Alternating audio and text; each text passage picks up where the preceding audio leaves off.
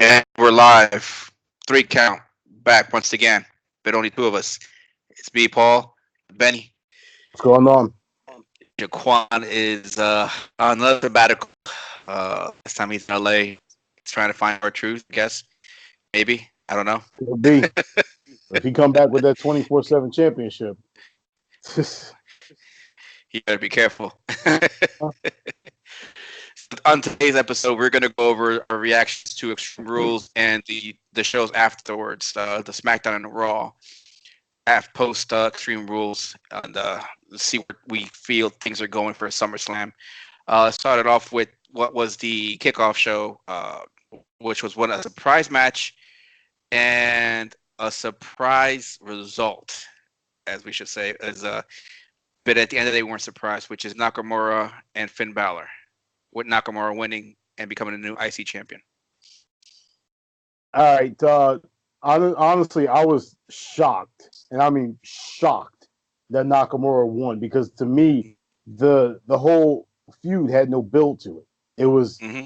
Finn Balor in the back saying, "I'll fight anyone," and then Nakamura just happening to be in the hallway, like, "Hey, look, I'm over here. I'm anyone," and that was the feud. It made no sense to me, but after the fact, then you find out that Finn Balor is actually going to be taking time off soon. It makes perfect sense. They have to take the belt off him. Nakamura wasn't doing anything, especially considering the fact that Rusev has been gone, and hit that whole tag team thing didn't make any sense to begin with. And now it's not didn't work out. So put the title on him. Hopefully Nakamura can do something with it.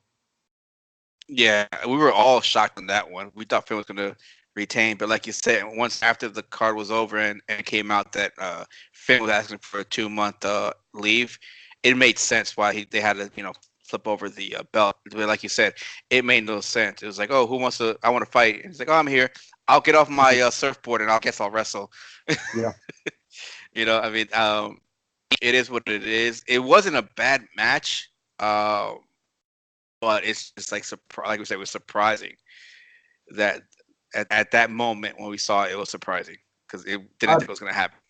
I'll tell you what, though, it actually had the finish to it, had a bit of an NXT feel to it Hmm. because you don't see those double finishers on the main roster like you do down in NXT.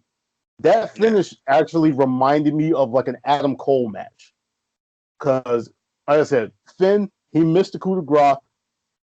Nakamura got up, hit him in the back of the head with a Kinshasa.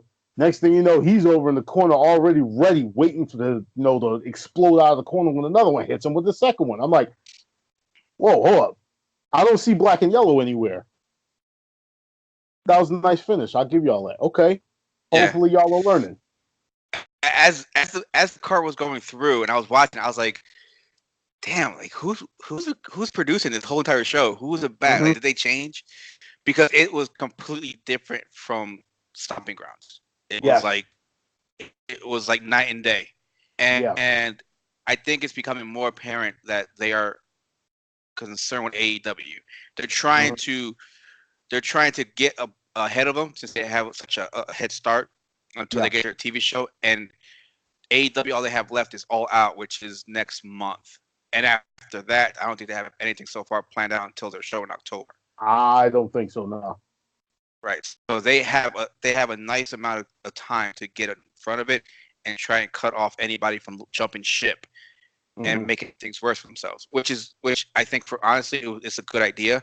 Let's see how it works out. Mm-hmm. But and I hear rumblings that they're thinking about changing NXT to be on the same night as AEW. That Is is actually, something I heard. I believe that actually is happening. AEW, the thought was either they were going to go on Tuesday or Wednesday. And I believe they're leaning towards Wednesday for it. And Wednesday's the NXT day anyway. But from what they were basically saying is they're also going to be moving NXT on to FS1 because they want to give them TV time in order to try and take away some viewership away from AEW. Ooh, see, I thought that's not what I. Okay, I must have missed some articles because I was reading was that I didn't know that AEW was switching days. I thought they were staying on Tuesday or they were going Mhm. to Thursday, and then NXT was getting switched to play on top of that day. I didn't know they were going to switch off of the WWE Network, Mm. which is interesting now because now does that mean they get a bigger budget?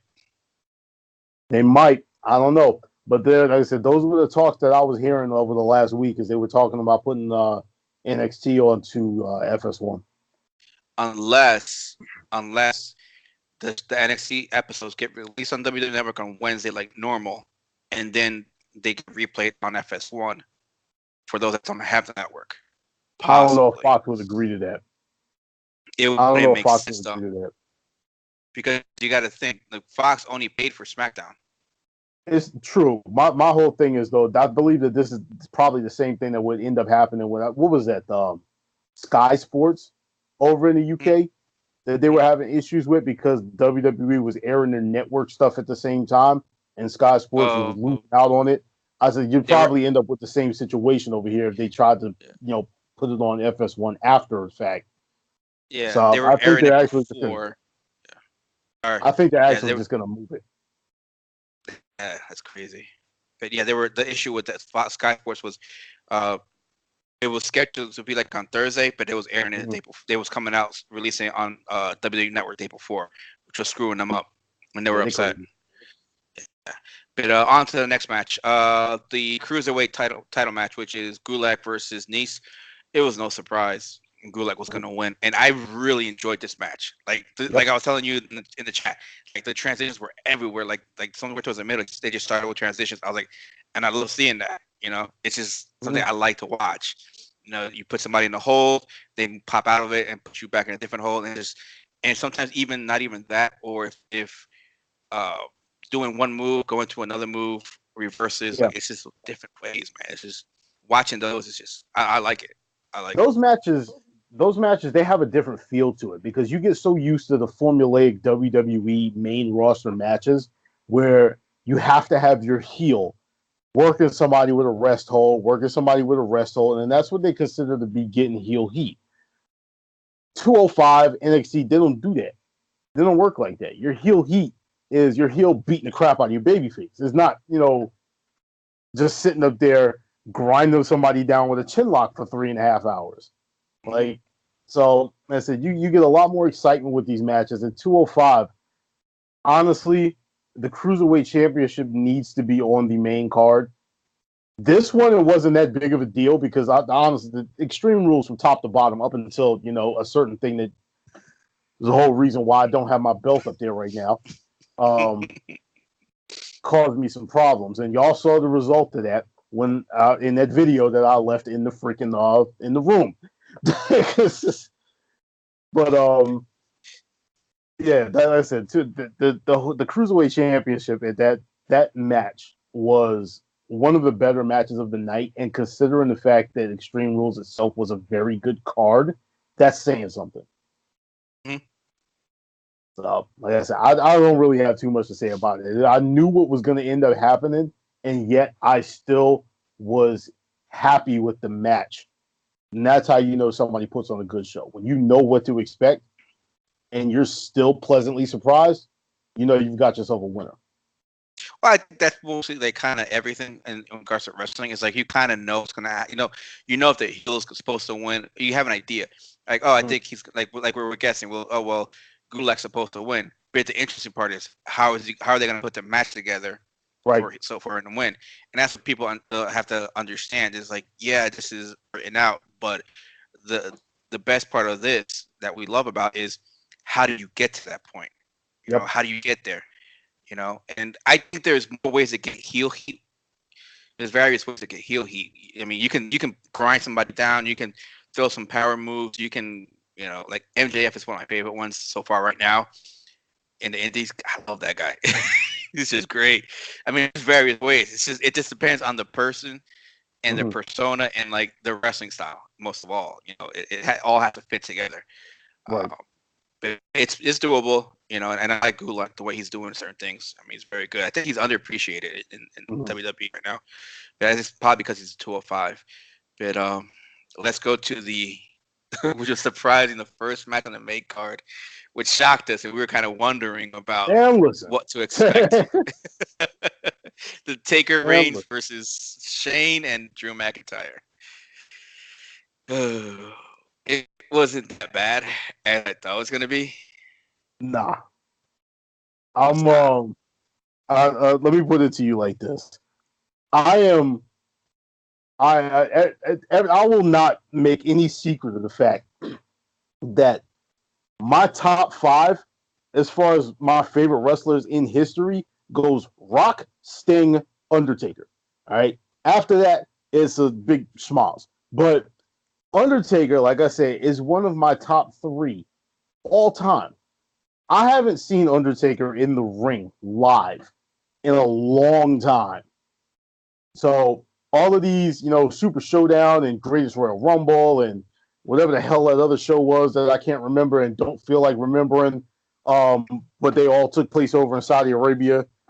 All of that nonsense, I haven't seen it. I haven't cared to see it, and all I've heard is nothing but bad things. Right? As far as this night, Undertaker was in the ring. He looked like an old man, but he looked like an old man who was out there with a purpose. I can't say too many bad things about what went on in that match, with the exception of the fact that, like I had put in the chat, it looked like either Undertaker lost his grip on Shane when he tried to go for the tombstone, or Shane tried to sandbag him.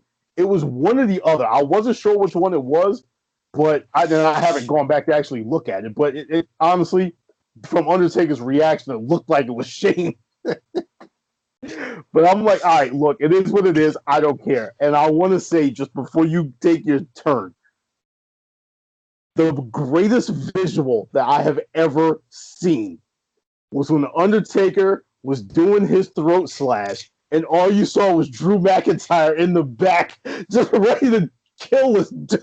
I was just like, yo, that right there is, I swear, that image, that visual needs to go down in history as one of the greatest images you will ever see in the WWE, because that was epic. I give Kevin Dunn a lot of shit. All right. I give him a lot of shit. That was perfection.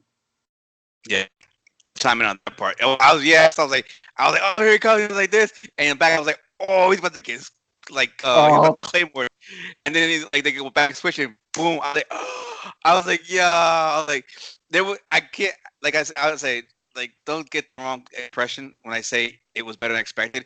It was because I didn't know how to take it, because I didn't know how they were going to work the Undertaker, because well, you didn't see it, but from what I saw, and then we found out afterwards, he was asked to carry that match with Goldberg, which was asking too much from him at his age, and then Goldberg not wrestling since, like, he left the sport, like, what was it, Mania, like 2 years ago, I think it was, 3 years ago? Man, that's a Yeah, and lot it of also didn't help that Goldberg had a concussion midway through the match either. that as well. So you're asking a lot from Taker, and it's not like he can't do it, but unfortunately, Goldberg wasn't there to kind of actually do his part because of the concussion and being away from the sport for so long.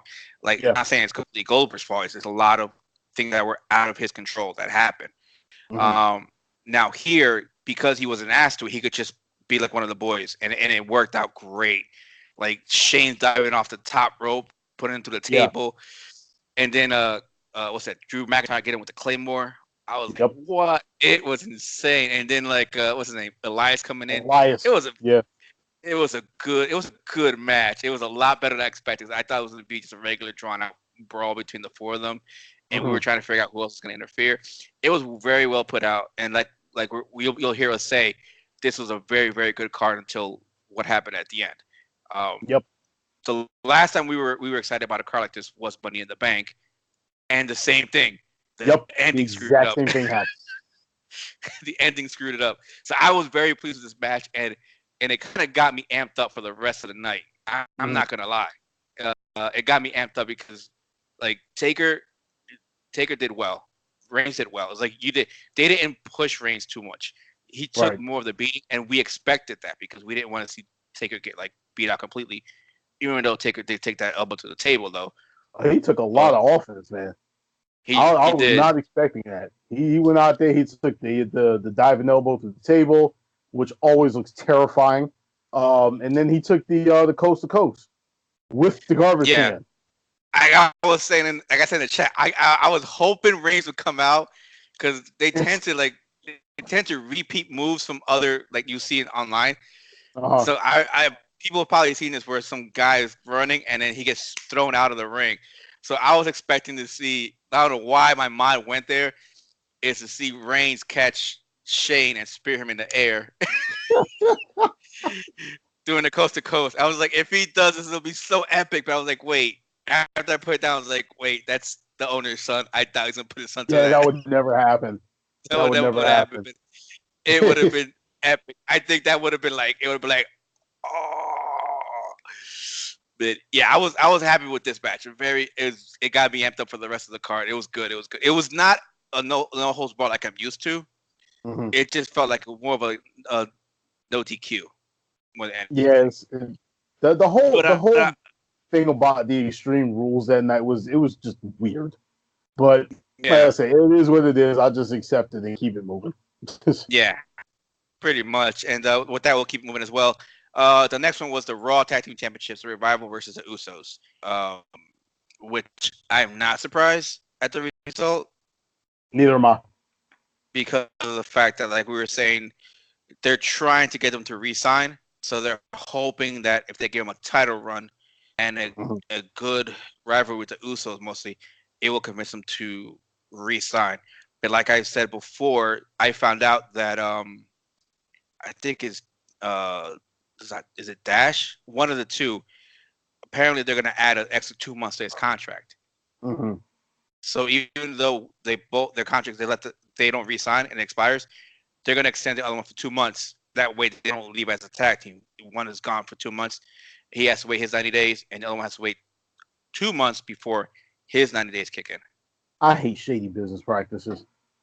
Yeah, I'm yeah. gonna be honest with So you. I cannot stand business practices like that. yeah. I don't really have So too it's much to say about this. It was a good match.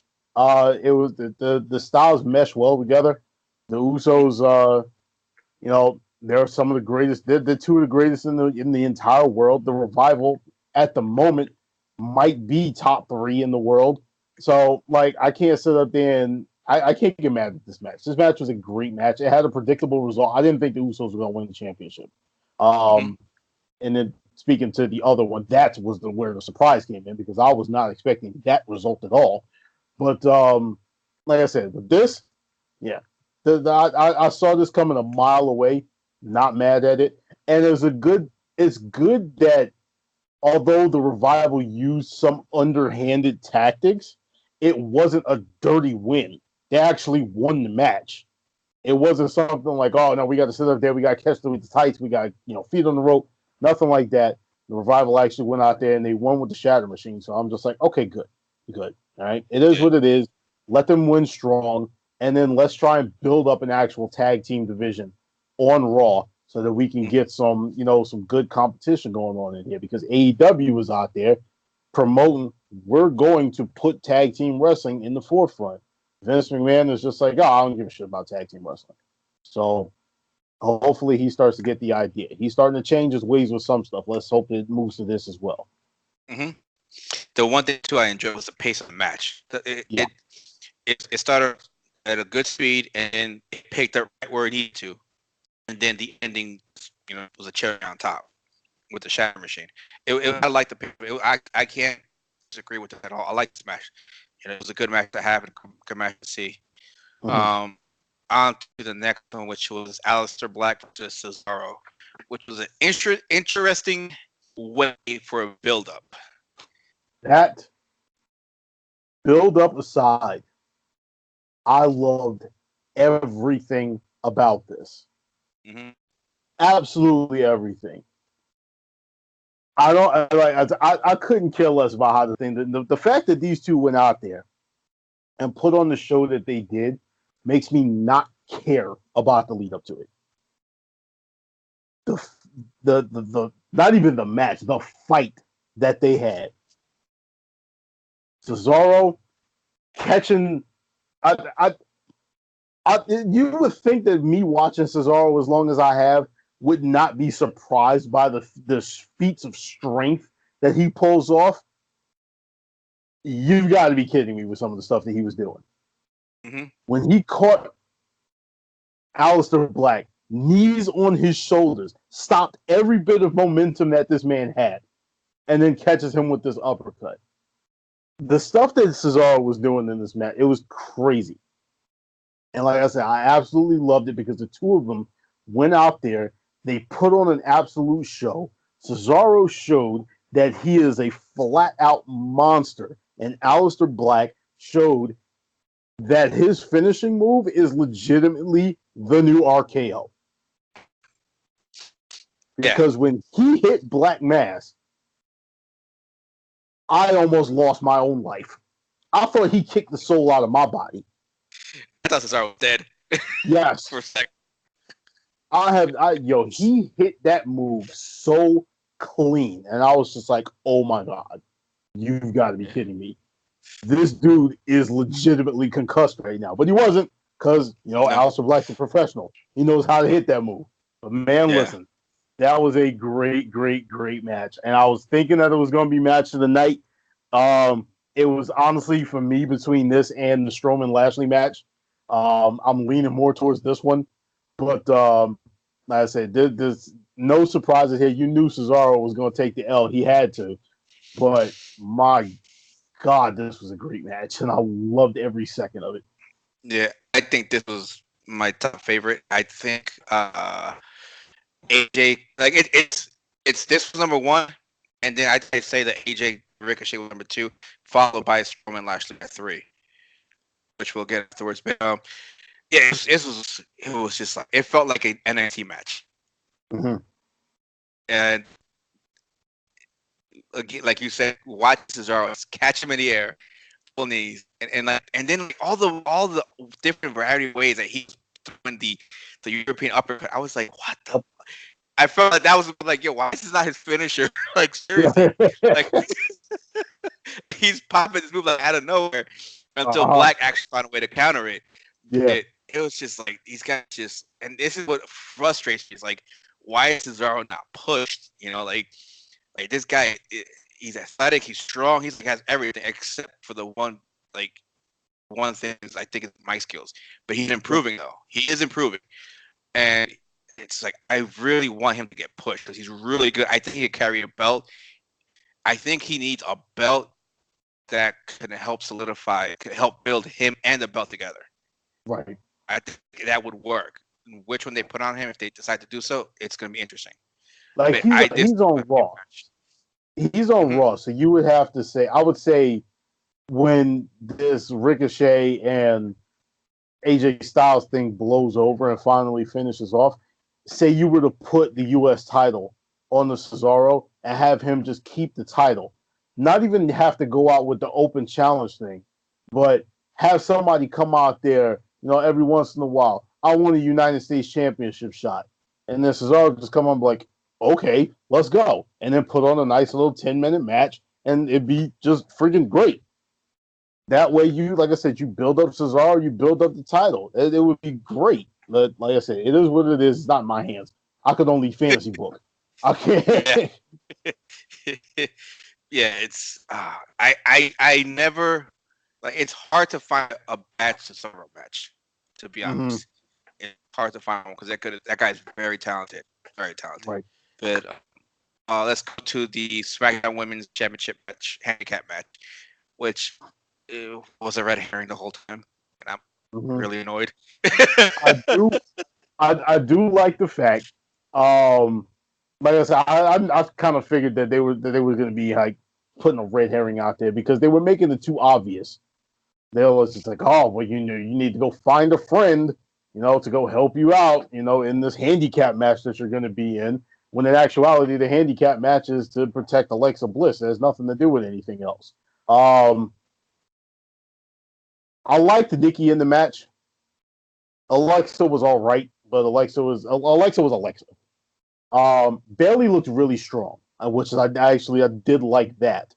They didn't have her just sitting up there getting beat down the entire time.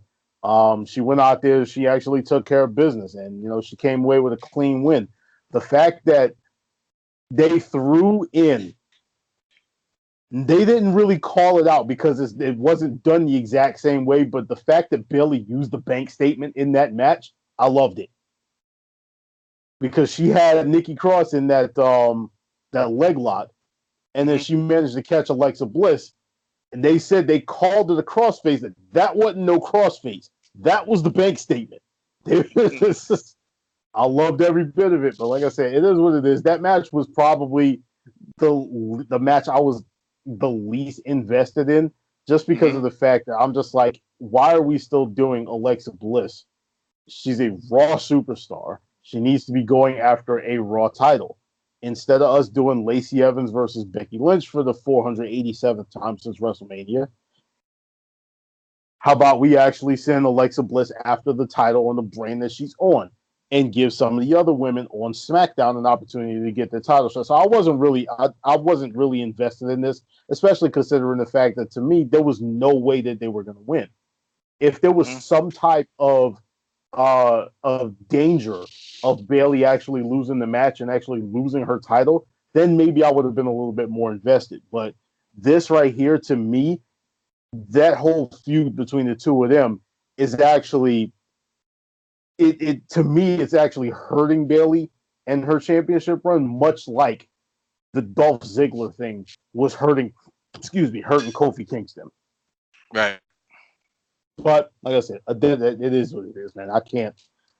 I could go on and on about this whole the women's nonsense. Like I said, I have my article coming out for the women's de-evolution, but we will get to that when we get to that. The funny thing is, though, again in this match, the Alexa tries Twisted Bliss and it gets negated. So I thought that was funny, but yeah, I Second, mean, second, it second was pay per view in a row. Second pay per view yeah, in a row. yeah, and it's like you said, there was no concern because it's like, okay, Alexa's a Raw star, and she's fighting for the SmackDown title. Mm-hmm. She's not gonna win. Nikki's a Yep. Raw star as well. It's not gonna happen. There was, like you said, there was no concern, cause for concern for this to be like, oh, Bayley might lose her title. Mm-hmm. No, I wasn't worried about this match. I was trying to see if they were gonna bring in like Sasha, this would be for her to come in or not, but apparently it wasn't. I just found it interesting that Bayley's gear kind of had like I said in the comments or in the chat, had like kind of a Sasha kind of color what I'm looking Had a for. color scheme to it, yeah. Color scheme, yeah, thanks. Had like a color scheme to her outfit, which I thought was pretty interesting. And again, like more red herrings, like Yeah. to look at. But yeah, the outcome was kind of felt like we all knew was going to happen. Mm-hmm. So let's go on to the last man standing match: Bobby Lashley and Braun Strowman. There's not a whole lot that you can actually say about this match. This match, it was a good match. It was a really good match. I sat up here and, like I said, it was between this and the Aleister Black Cesaro match for me as far as what was match of the night. Mm-hmm. They pretty much did their thing, and they showed. It seemed like the two of them were more at home in this type of an environment than in a regular wrestling match, because then they have more opportunities to go out there and flex their destructive muscle, I should say. Mm-hmm. So they go out there. I thought Bobby Lashley was gonna die when Roman when Strowman suplexed this guy into the wall. I was like, good lord. Like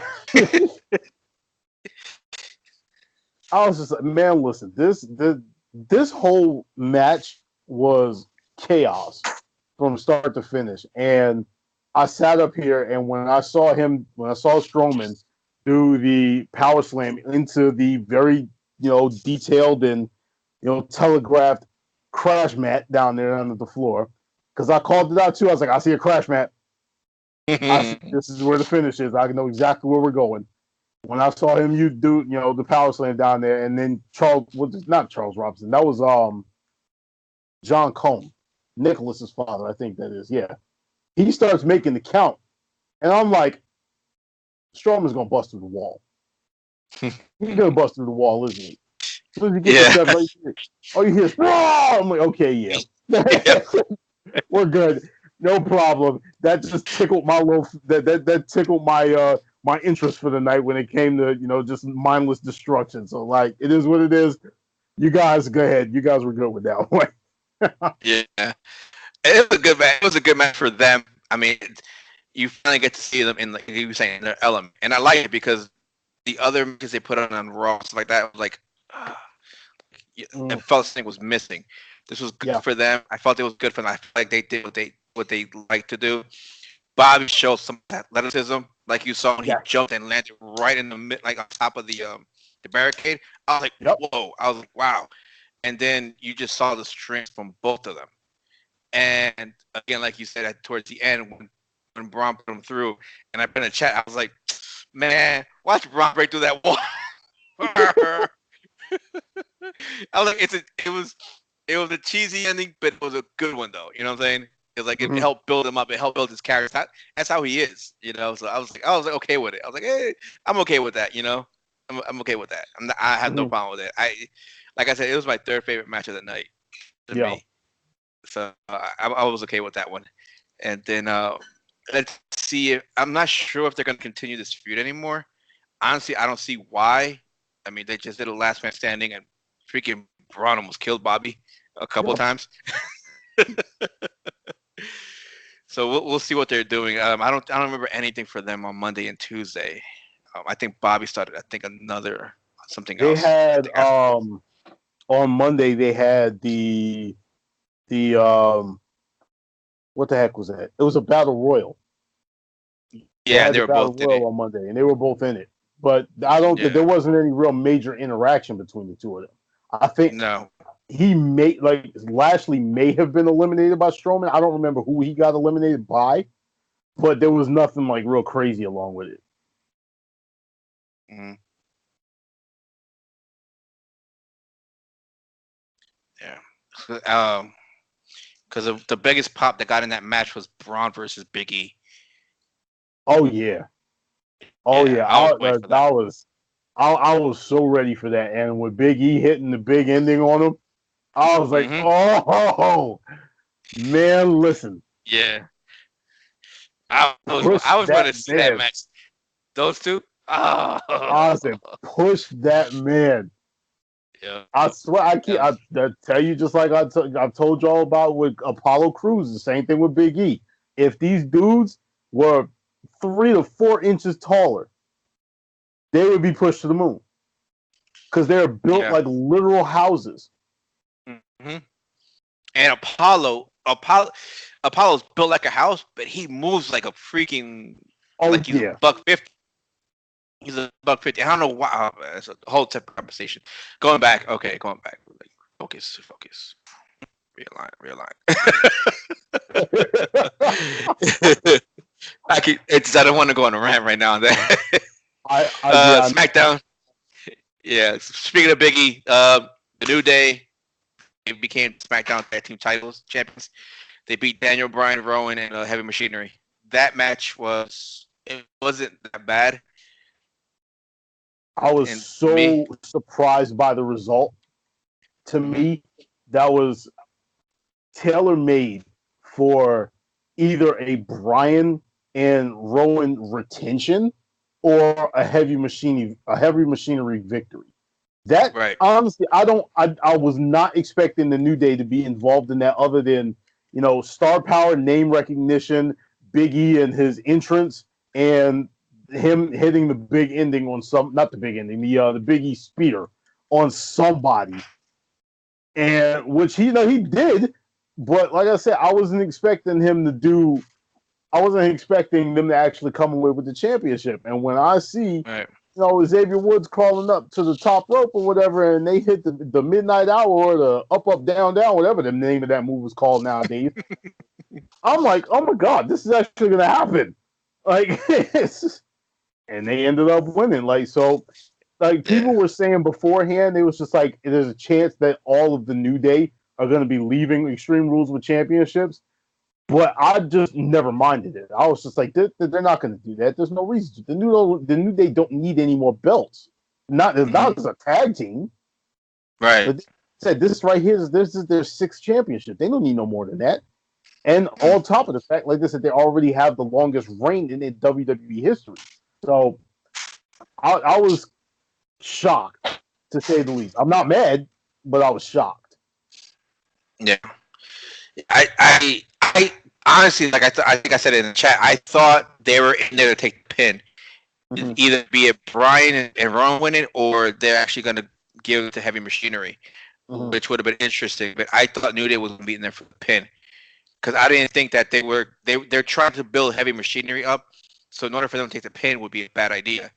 Yeah, So I thought New Day was there for the pin. Again, like you said yourself, uh, I don't think any of us thought they were going to win it because they don't need the titles. They don't need the tag team titles.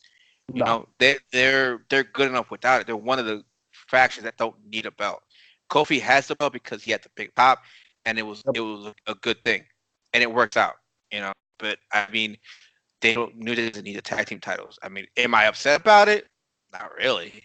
no, You know, I'm okay with it, but it's surprising. yeah. So we'll see what's in store for them. I'm trying to see if they're gonna do like if they were kind of testing out that Seth and Becky angle with the winner take all, maybe for them and somebody for New Day and Mm-hmm.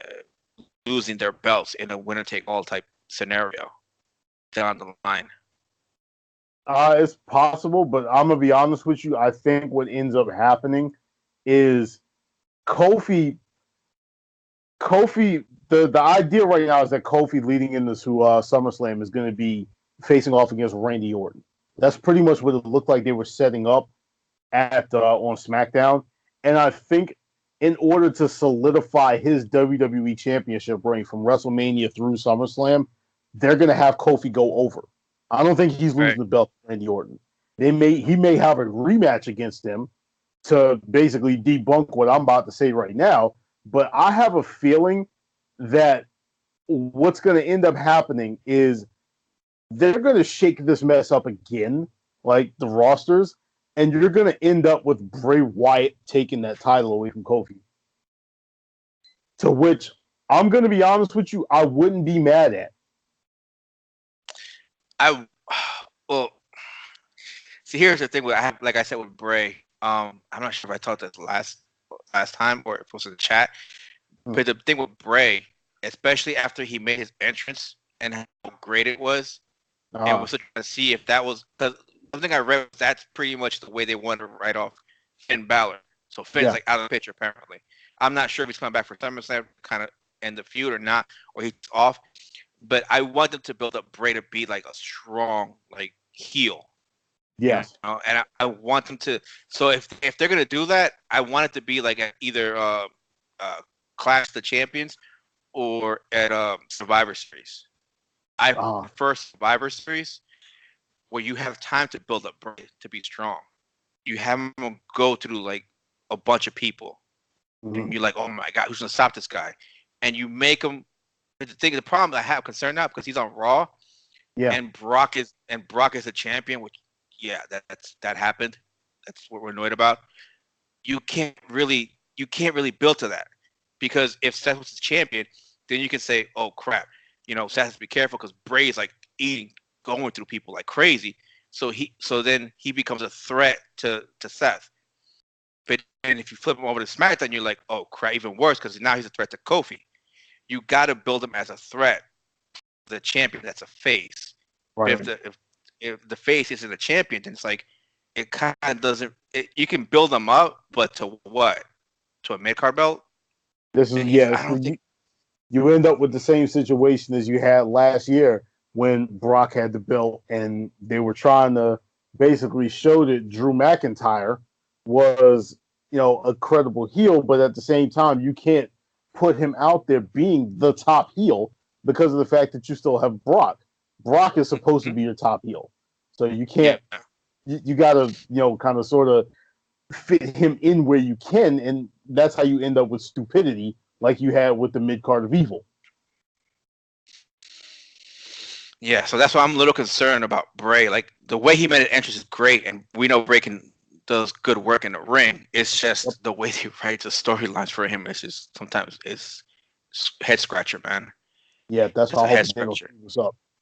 Yeah, because like from what I heard was the Playhouse Funhouse, like he would record himself, like he was, and he just handed it in. Yeah, They would look at it, but like Vince, they were hands off on it. That's yeah, his baby. So this character is his baby. So it's like, and a lot of people, a lot of the fans are kind of attached to it now, and they like it. yeah. I don't blame them. It's a good character he came up with, and the mask is pretty dope too.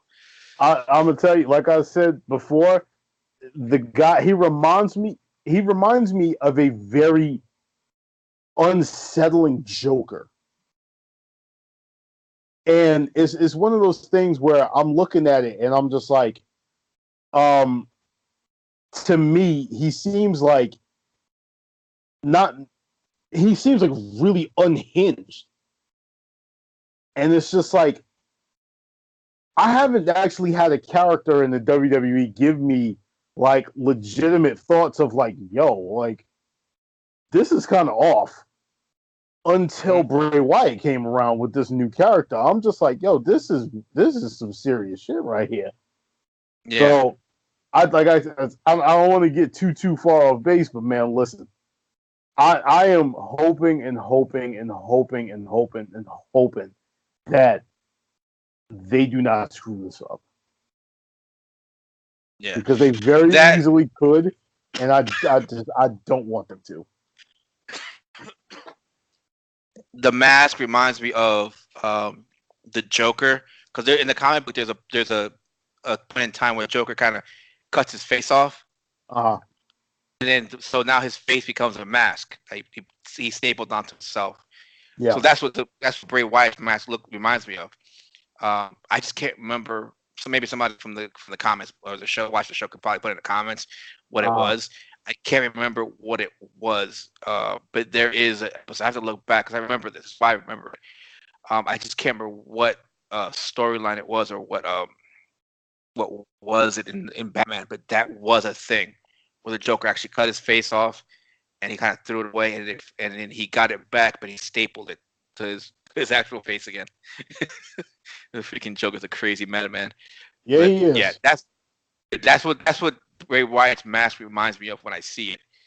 Is it Death in the Family? Hold on, let me look at it. I have it here. I'm already on it. My computer's just running slow.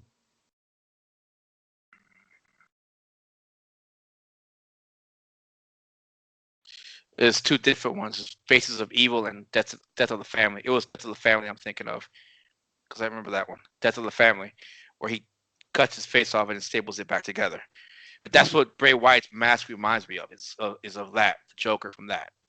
I'm not complaining. It's a good one, but we'll see where things are gonna go and head out Yeah. with the New Day having the tag team titles and the WWE Heavyweight title. It's gonna be interesting to see. But like you were saying, though, that was something I heard as well. Was they were questioning Kofi's reign because at no point in time was there a threat that you're like he could lose his belt. Right. I mean, we knew Dolph wasn't a threat, and we kind of knew that KO wasn't a threat either. No matter how good he is, it didn't feel like a threat. Yeah. So Well, that the that's the what. issue the issue with Kofi's reign honestly has more to do with circumstance than anything else. Mhm. Because what really threw it off was the fact that Daniel Bryan got hurt. If Mhm. Daniel Bryan didn't get hurt, you don't have this instant nonsensical, you know, heel turn from Kevin Owens. If Sami Zayn, if Kevin Owens isn't in this spot for Super Showdown, then you don't have Dolph Ziggler coming back in and taking up, being the number one contender and everything and yelling it should have been me over and over and over again. So, like I said, in this kid's situation, that Daniel Bryan injury and them not having a ready-made person to take his spot to go after Kofi honestly did a lot of damage to Kofi's championship run. Like a lot Right. of this, it's not him. No, no, no, no. It's legitimately just what happened around him. Yeah, I don't think. I don't even if Daniel Bryan didn't get hurt. I don't think. I think there still would have been that issue for that Super Showdown, the Saudi Arabia show because Well, then Daniel Bryan wasn't going to go either. I know, So if I know, if feud but you if still the would. feud lasted to that point, you still would have had that issue. Who is he gonna fight?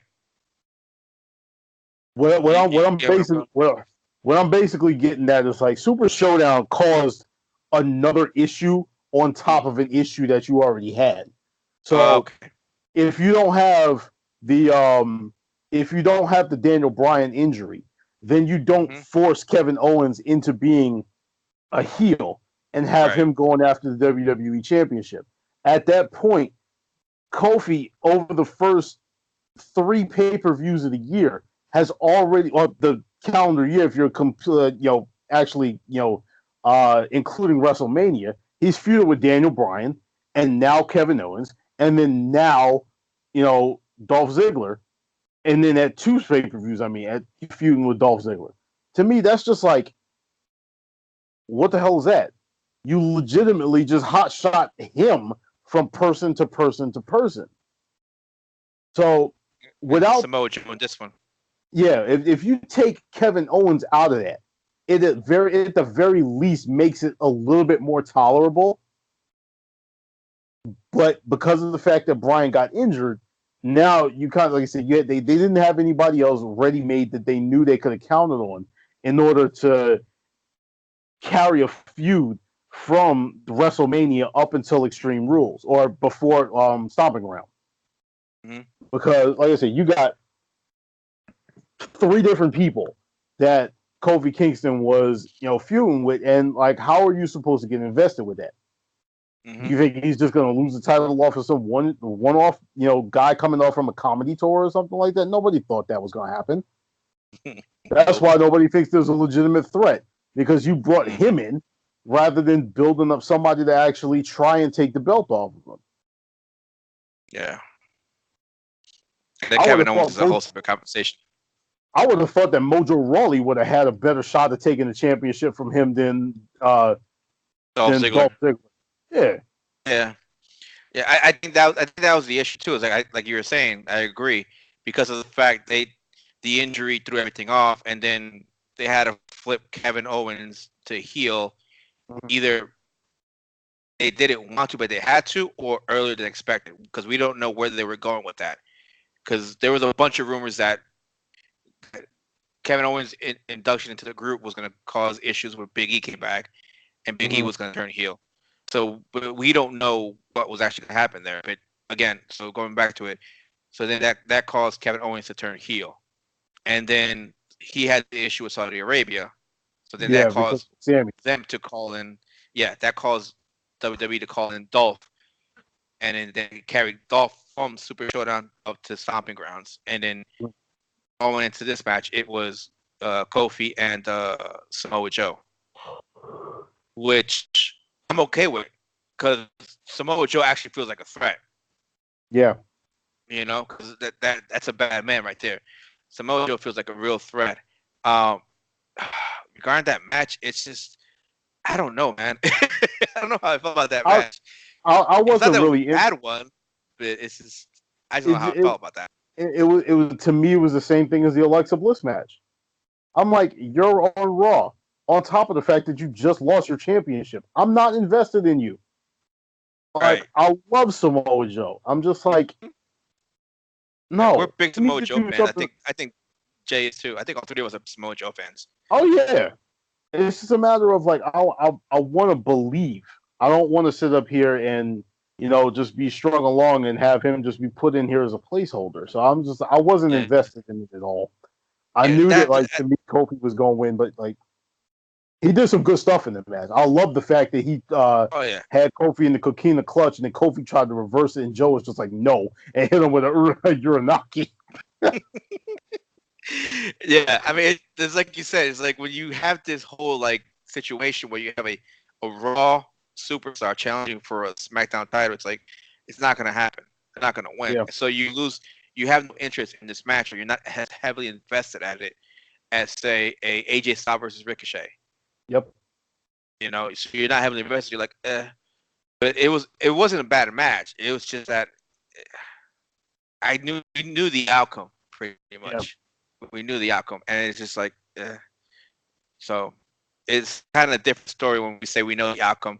Let's see where it goes. It's one of those where we knew the outcome, but there was no investment because we knew there was no threat at all at any given point.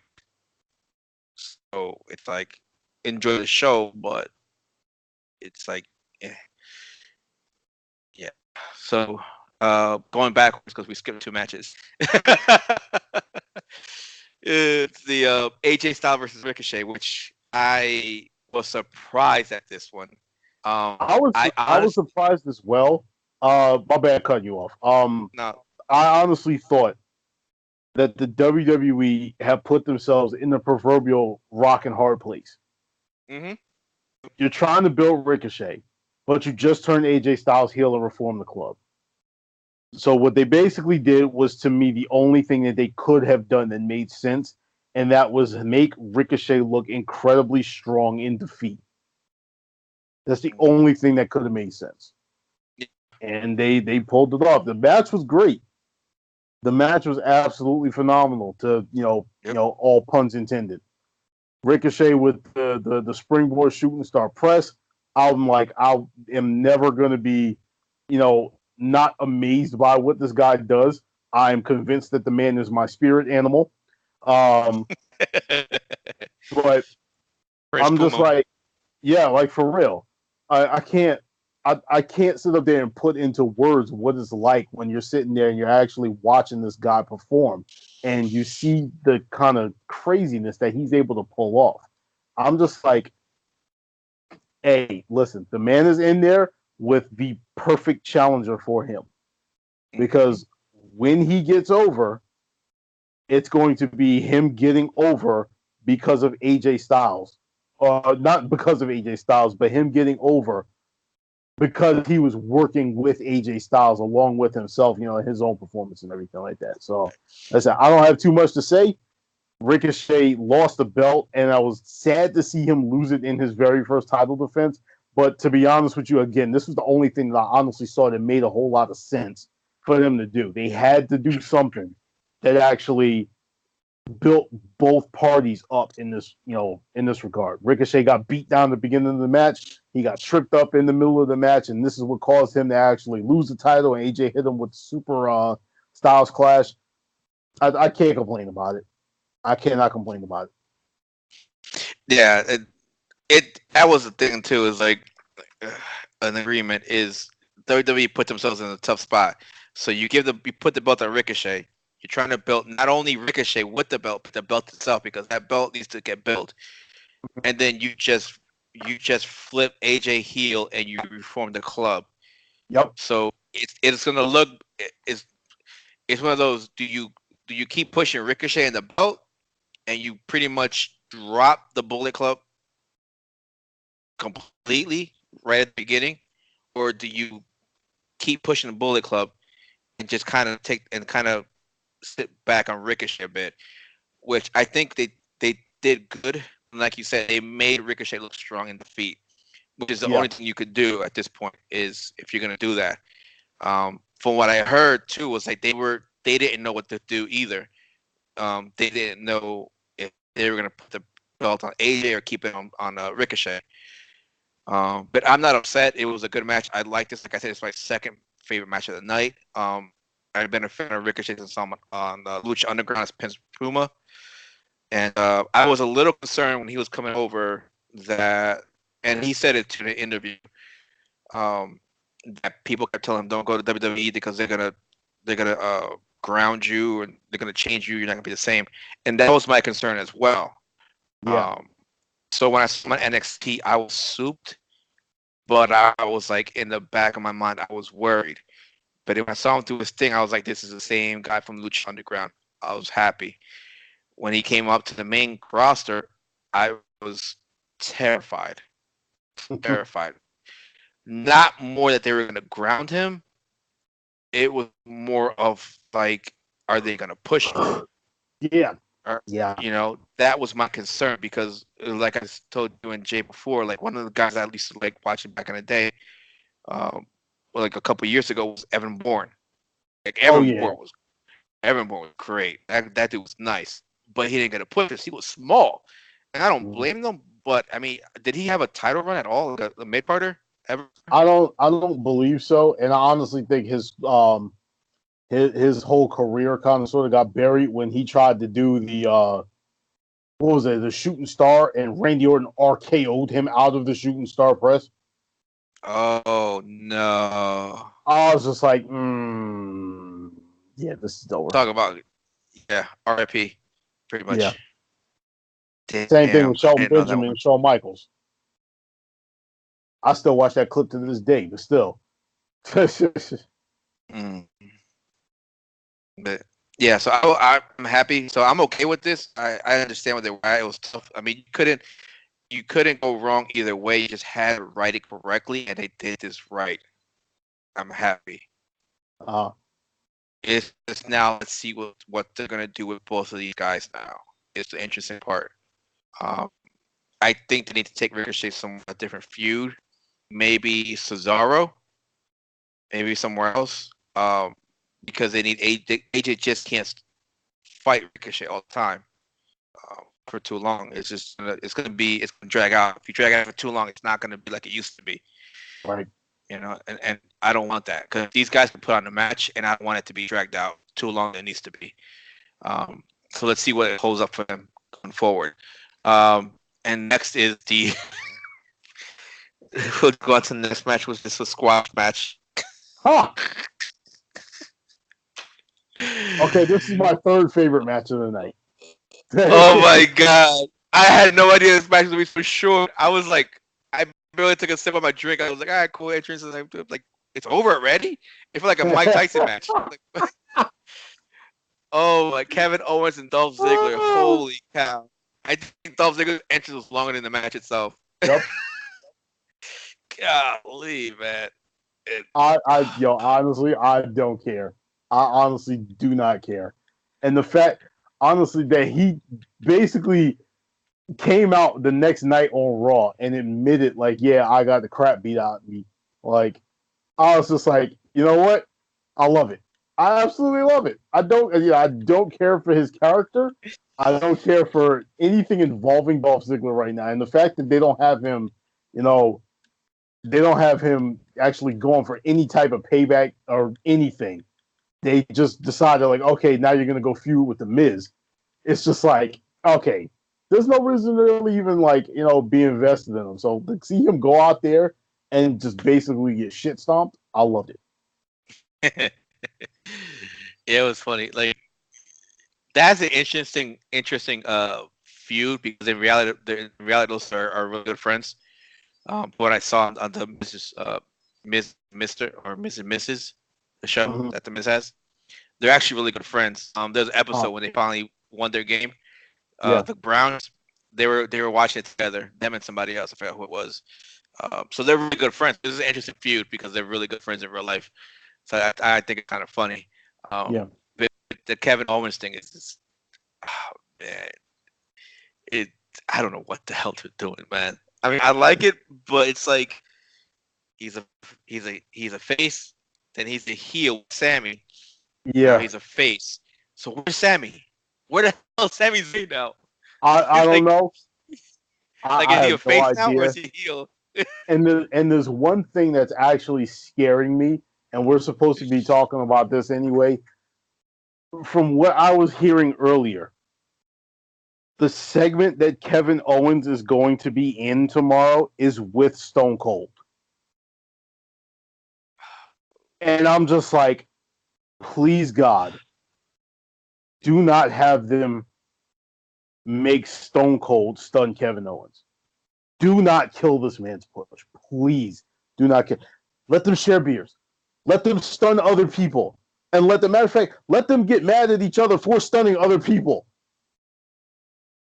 I think that's what Austin, might like, yo, happen. what are you doing? You're using my move. No, stunning for the. That's how you do it. No, this is how I'm gonna do it. Don't. No, do not have him attack Kevin Owens. Please don't have him do it. I think that's what they're gonna do. Somebody's gonna interrupt them. They're probably gonna talk. He's probably gonna say something like, "Hey, I see you doing my move." Blah blah blah blah. blah. They're talking, and somebody interrupts them, and maybe a group, and then they get stunned. It's It gonna might be be Jinder the Mahal. it might be Jinder Mahal. Yeah, it might be Jinder Mahal, or it might be Baron Corbin is Vortex of Mid Carter Evil, Mm-hmm. um, or Shane and his group. who knows? But I think they're gonna start stunning people. Yeah. Hopefully that's what they do. But like you said, if Stone Cold stuns him, it's like you just whatever he You, had. you wasted everything you'd built up over the last couple of weeks. Yeah, because right now he's on a tearing streak. People are Uh-huh. loving it. People are loving it right now. And apparently, what I heard was he's freestyling all of this. Like he's doing everything on his own. Oh Like yeah. what they're telling Yeah. him, they're like these are the bullet points. This is what you need to. This is the point you got to make. And then he says what he has to do, but focusing on the bullet points. And Yeah, I'm like, they're giving him reign, like Daniel Bryan, because Daniel Bryan kind of has the bullet point promos as well. points. Him and like Cena. There's people that they trust to go out there and actually, speak without having their entire promo scripted out. So they're giving Kevin Owens the Daniel Bryan treatment at the moment. Yeah. And it's well worth it, man. I knew he could do this. I know he could do this. So he's just showing everybody else he can. Mm-hmm. But yeah, all we have left now is the main event. But and the event that happened after that. it's okay.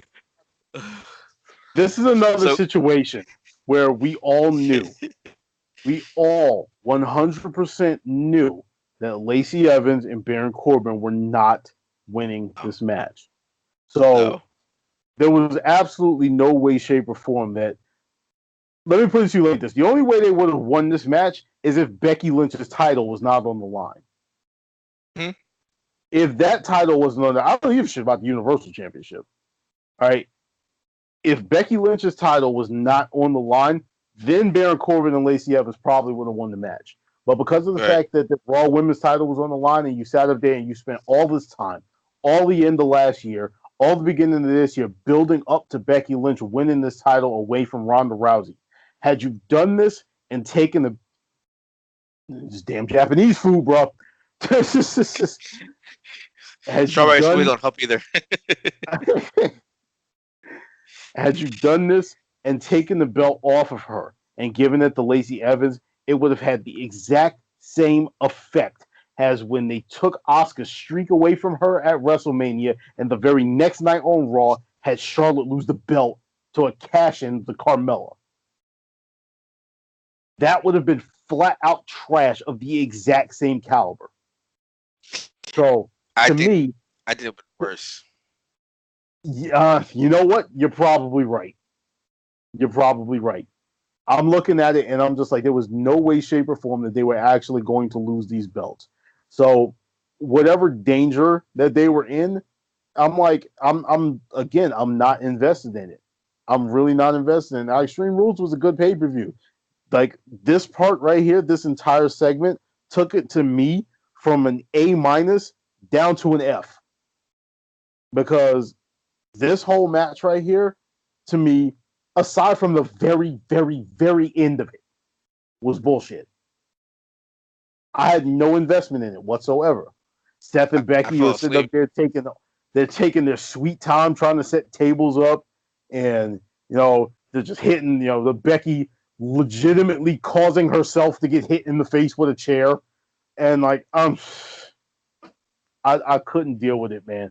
But what I will give them, and it pains me to give Baron Corbin any credit for anything, is the deep six he hit on Seth, and then hitting Becky with the end of days, and then getting up and legitimately looking at Seth Rollins and say, "So what are you going to do about it?" At that point, I'm just like, you know what? For this one moment, Baron Corbin, I have no problem with you. I fell asleep in this match. As bad as it sounds, I fell asleep. I woke up after the fact that he put the end days on her.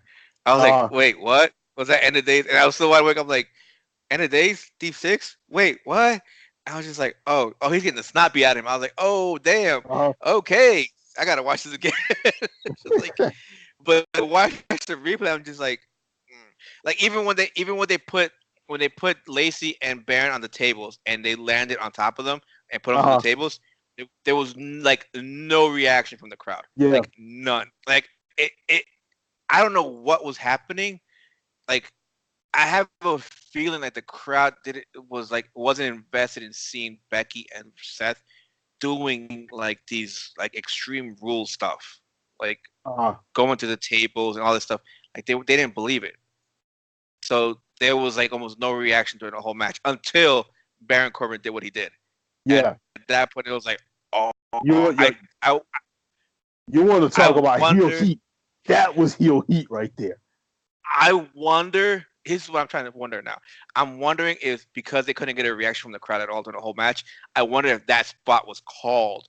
Like, Vince is like, tell Baron to end the days on Becky. Do it now. Do it. I wonder if that's was something that was done last minute or if that was actually planned from the get. It's a definite Because possibility. I wouldn't put it past them. because yeah, because of the fact that it's like if you can't get a reaction on the crowd on your main event on the main event of the card, you got an issue. So I think they needed to do something, and I think that was the thing. And you're gonna get a reaction because of the way it's supposed to be. Like the men is the men and the women the women.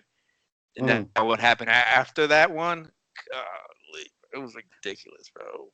Okay, before we even do that, real quick, shout out to the crowd for the dueling chants of "We want Lesnar, no, we don't," because they had me dying for half the night with that nonsense. But I will admit though, like in the long run, after watching what happened, I think that was probably done on purpose though, because Mm-hmm. if you think about it this way, if Becky was if Becky was not taking it out by the end of the days, it would have been she would have gone in on Brock with Oh yeah, the shot to the balls. So I think that was needed to be done to say, well, Becky can't come and give a low blow to Brock because she's out. right. Mm-hmm. So it kind of worked itself out. But I just hate the idea of Brock having that belt again. I Yep. just hate it. And then what I've heard, I think I put it in the chat to you guys too, was supposedly it was done because there was no legitimate threat for the belt for Seth after this. So it gives Yep. Seth something to do, which still But makes no sense because you could have had Drew McIntyre not only and that, it be a legitimate threat. the reason that they did it, and or the reason that I keep hearing that they explain that they wanted to do it is they wanted to make the Money in the Bank quote unquote mean something. On top of the fact that they wanted to give Seth Rollins the actual clean victory over Lesnar, because they said considering the way WrestleMania went down, they said the victory wasn't clean because he had to resort to the low blow. He hit him with the stomp like 400 times, and that was it. They said they want to actually give him a full wrestling match victory over Lesnar. Fine. My thing is, Rob Van Dam, when he won the Money in the Bank before, went out and said, I'm cashing my Money in the Bank in on this day. This is when we will have our match. Braun Strowman, when he had the Money in the Bank, said, I am cashing my Money in the Bank in on this day. This is when we are going to have our match. Brock Lesnar is not a mid-carder. He doesn't need to come out and do this underhanded nonsense. Now, granted, again, I understand the thinking, heel heat. But come on. All right? Honestly, just come on. He didn't need the briefcase to begin with. They should have given it to somebody else, but that's a wholly different story. The problem is the fact that the WWE fell back into the we have to rely on Brock to get our ratings up is the reason why my Big Eagle Championship isn't up here and there's some blood pressure medicine. Because I'm pissed. Oh, don't worry, Big Eagle's right here. There's no problem. She's right here. But the WWE has me up here at the moment with the reliance or the over-reliance on part-timers. Granted, again, Heyman is running Raw. Maybe Lesnar is going to show up every week or whatever leading up to SummerSlam. And maybe he drops the belt back to Seth Rollins. My problem is you hot-shotted the belt. You hot-shotted a belt, which already has no prestige whatsoever because it wasn't on TV for an entire year. And on top of that, you have the thing marred with controversy. Finn Balor wins the championship, has to drop it right off of that. Kevin Owens wins the championship after it's handed to him by Triple H and then loses it gimmickly to Goldberg. Goldberg loses the title to who? Brock Lesnar. Then you have the entire time when Brock Lesnar is the Universal Champion. Nobody can find him. You can't get him on TV. Everybody thinks that Roman Reigns is going to beat him here. Yeah, he's out there I'm hunting hunting the rabbits. deer. He's hunting Rabbits. deer and all kinds of other stuff. And all kinds of it's ridiculous. And it takes until SummerSlam last year for them to finally get that belt off of Brock Lesnar because they're trying so hard to erase CM Punk from the record books. Reigns finally gets it off him. He says, I'm going to be a fighting champion, and then he has to go away for the leukemia. What do? Instead of building another person up, they put the title right back on Brock Lesnar, and they go through the same nonsense again and again and again until Seth Rollins finally gets this belt off him at WrestleMania, and we think we're free of him until Extreme Rules. No, Money in the Bank. I mean, the Money in the Bank, yeah, but he didn't have the belt at Money in the Bank. He had the briefcase, and the briefcase, at the very least, could have been used on Kofi. Right, but I mean, have. we knew that he was going to get a belt, Yeah, so it we're was going not to be the we're going to be Universal free title. of him. Mm-hmm. Yeah, because the Raw's the main show, so it's like at that point you're like, we're not free of him, and this is the problem I have with that because of the fact that the belt, the briefcase, is a way for creatives like to get the JLL free card. Yeah, The women's is gone, the men's is gone. mm-hmm. Money in the Bank has what's been like 2 months now, 3 months. Yeah, it's back in May. That's it. You're done. Both your You can't briefcases used up already. Yeah, and you can't put the briefcase back in play for a whole another year. And that's why I like when the Money in the Bank is available because you don't know when it's going to be cashed in. Yep. And when Rollins cashed it in and he won it the first time on Brock, like, that was momentous. The pop was huge, you know.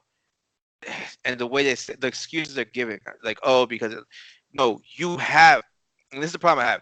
You have the talent. This is the most talented roster they've ever had. The problem is you don't know what to do.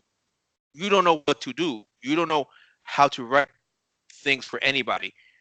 Granted, there are injuries, but you have so many people under the mid card, below the mid cards, that could be in the mid cards, and mid cards that could be on the top.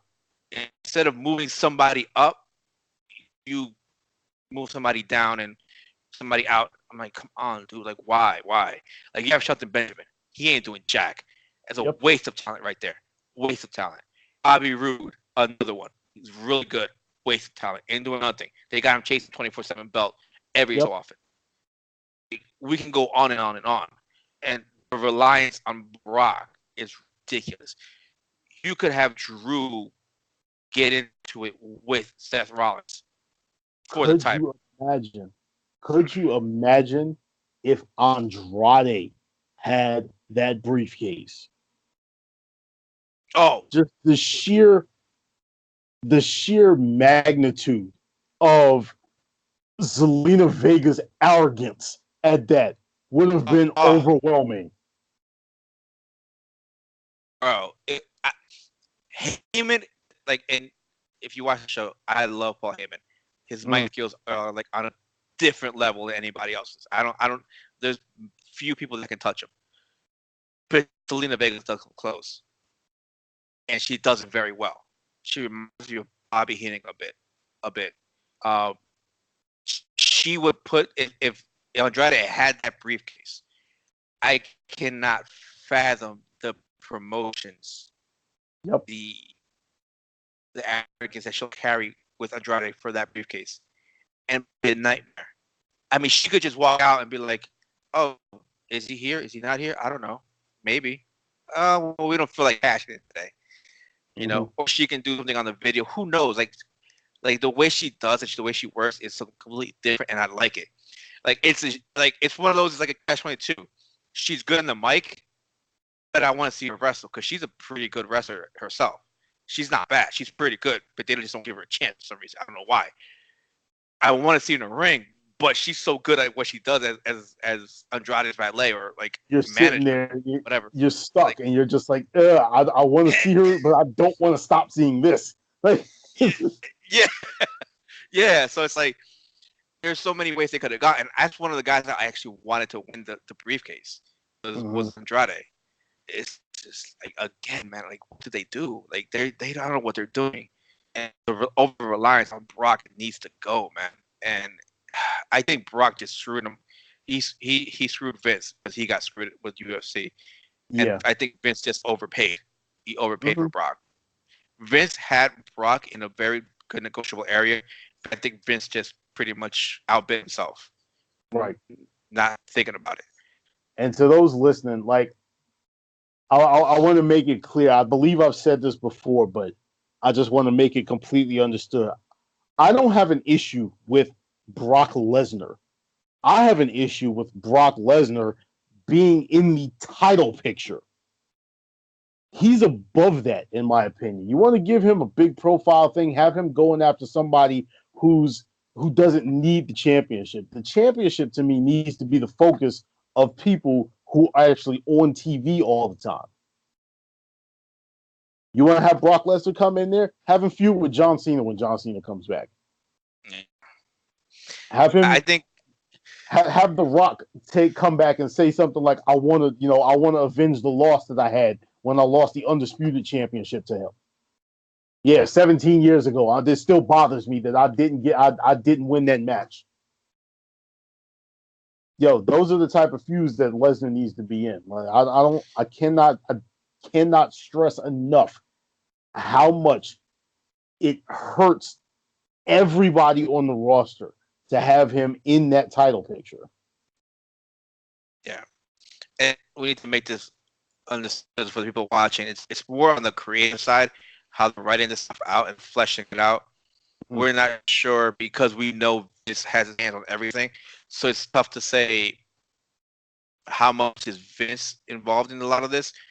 Saying like might be 90% of it, and the other 10 might be creative because they're writing for one, which is Vince, and it becomes difficult. But it's gotten a little better as we're seeing. It's gotten better, but I think like this was something that he forced down.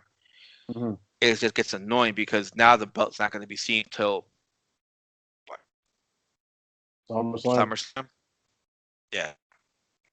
And granted, that's only a couple of weeks away, but it's like because of the fact that Brock has the belt again, you never know if Lesnar is going to go out and actually do the job for somebody and actually take the fall. Yeah. You know, if my man's going to sit up there and call an audible and just be like, you know what, screw it, because I just don't care. I'm Brock Lesnar, and I'm going to do what I want. Mm-hmm. Yeah. But it was interesting to watch the shows after Extreme Rules. The one Monday night and then SmackDown. SmackDown actually annoyed me a bit because of the State of the Union. I did like the fact that they got Liv on there. And I was hearing about that. But apparently now they're this is funny. So she's been doing dark matches the whole time, and now she does her one appearance on SmackDown, and she's going to get repackaged. Yeah. Why? It should have never broken up the Riot Squad. To be honest, I hope with her at the very least, we're not talking about a full like repackaging. Like they're going to change her from like the Harley Quinn type character. Have you played Arkham City? No, but I'm hearing full repackage. I mean, blue tongue gone, everything. I don't like that. I don't like that because what you basically have right now is they're biting or they were trying to cash in off of the Suicide Squad Harley Quinn with her, which is all fine and good, all right. But that's not the only Harley Quinn. If you're gonna keep I would rather them keep that character but have her go like the darker Harley, because all right, in Arkham City, the end of Arkham City, the Joker ends up dying because he ends up screwing himself over with some nonsense, all right? Okay. Batman ends up carrying him out of the carries him out of like the building that they were in, and everybody is all like shocked and everything. And Harley Quinn is standing there, and she's like, "Oh my god!" She ends up losing the baby that they had together. She Oh goes damn. absolutely nuts. There's a whole DLC and everything with it. She goes absolutely nuts. She goes different face paint, all kinds of everything, and she takes over like the Joker gang and everything, and she's like the main antagonist for it. Now, granted, it's still Harley Quinn, so you can't really take it serious. But at the same time, you have this darker personality with her, as opposed to the bubbly, happy-go-lucky giant hammer one, which is what I consider Liv Morgan to be right now. If I would rather than take her like that dark Harley Quinn, where she's serious, where she's angry, where she's out there like legitimately trying to hurt people in order to get over, because her whole thing was she's upset because she was like, oh yeah, I'm not. She's right. I'm not serious or whatever. Okay, get serious, but I don't want them changing everything about her. Yeah, I think here's something. It's in the back of my mind, and I'm not sure if anyone thought about it. It sounds Mhm. ridiculous, sounds stupid, but I'm wondering if they're thinking, well, you and Alexa look kind of alike with the pink hair, even though Alexa has pink tips. And they kind of Alexa kind of did also do Harley Quinn a little bit. Yeah, So I'm thinking that I'm like my thought is they're thinking, well, we got to separate you two, and we're not changing Alexa because you know what? Alexa's Alexa. You know what she reminds me of more than Harley Quinn though is Alexa reminds me of like Bride of Chucky.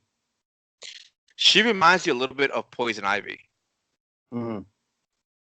because of like how she's like a little bit like flirtatious, dude, like a little bit of a seductress Uh huh. type.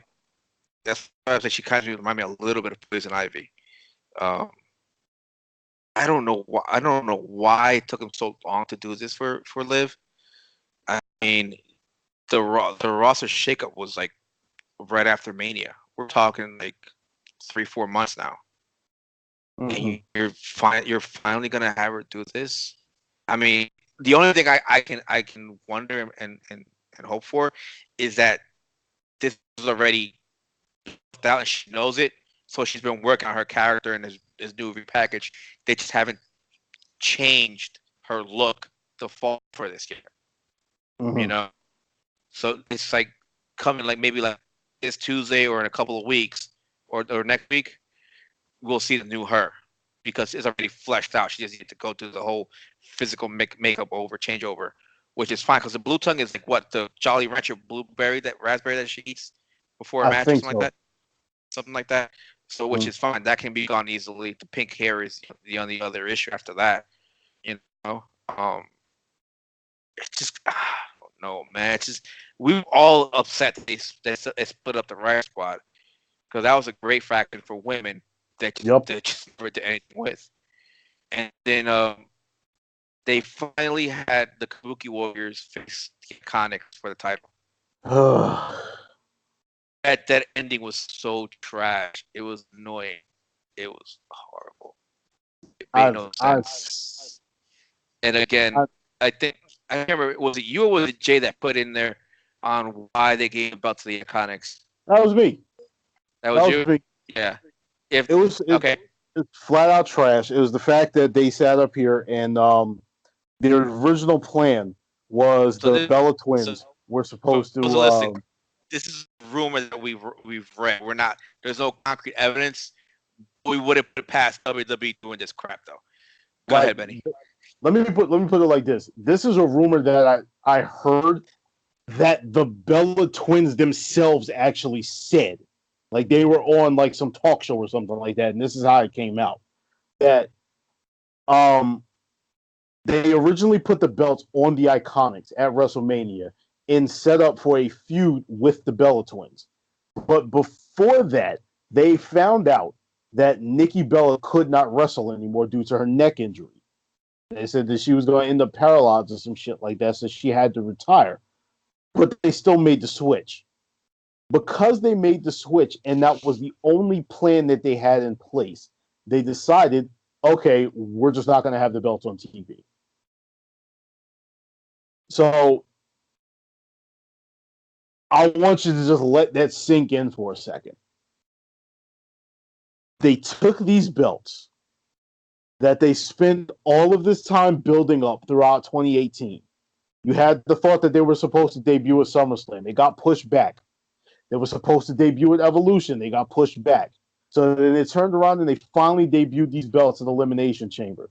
These absolutely gorgeous belts that they spent all of this time and money actually building up. Put them on the best tag team that you could have possibly put together in that situation.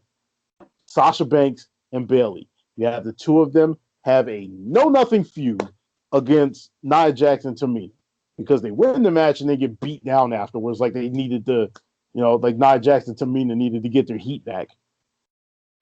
Then you put together some nonsense four-way at WrestleMania, take the belts off of them, and the belts, aside from jobber teams and this nonsense match that you had right here where the Iconics was just like, we're not going to fight.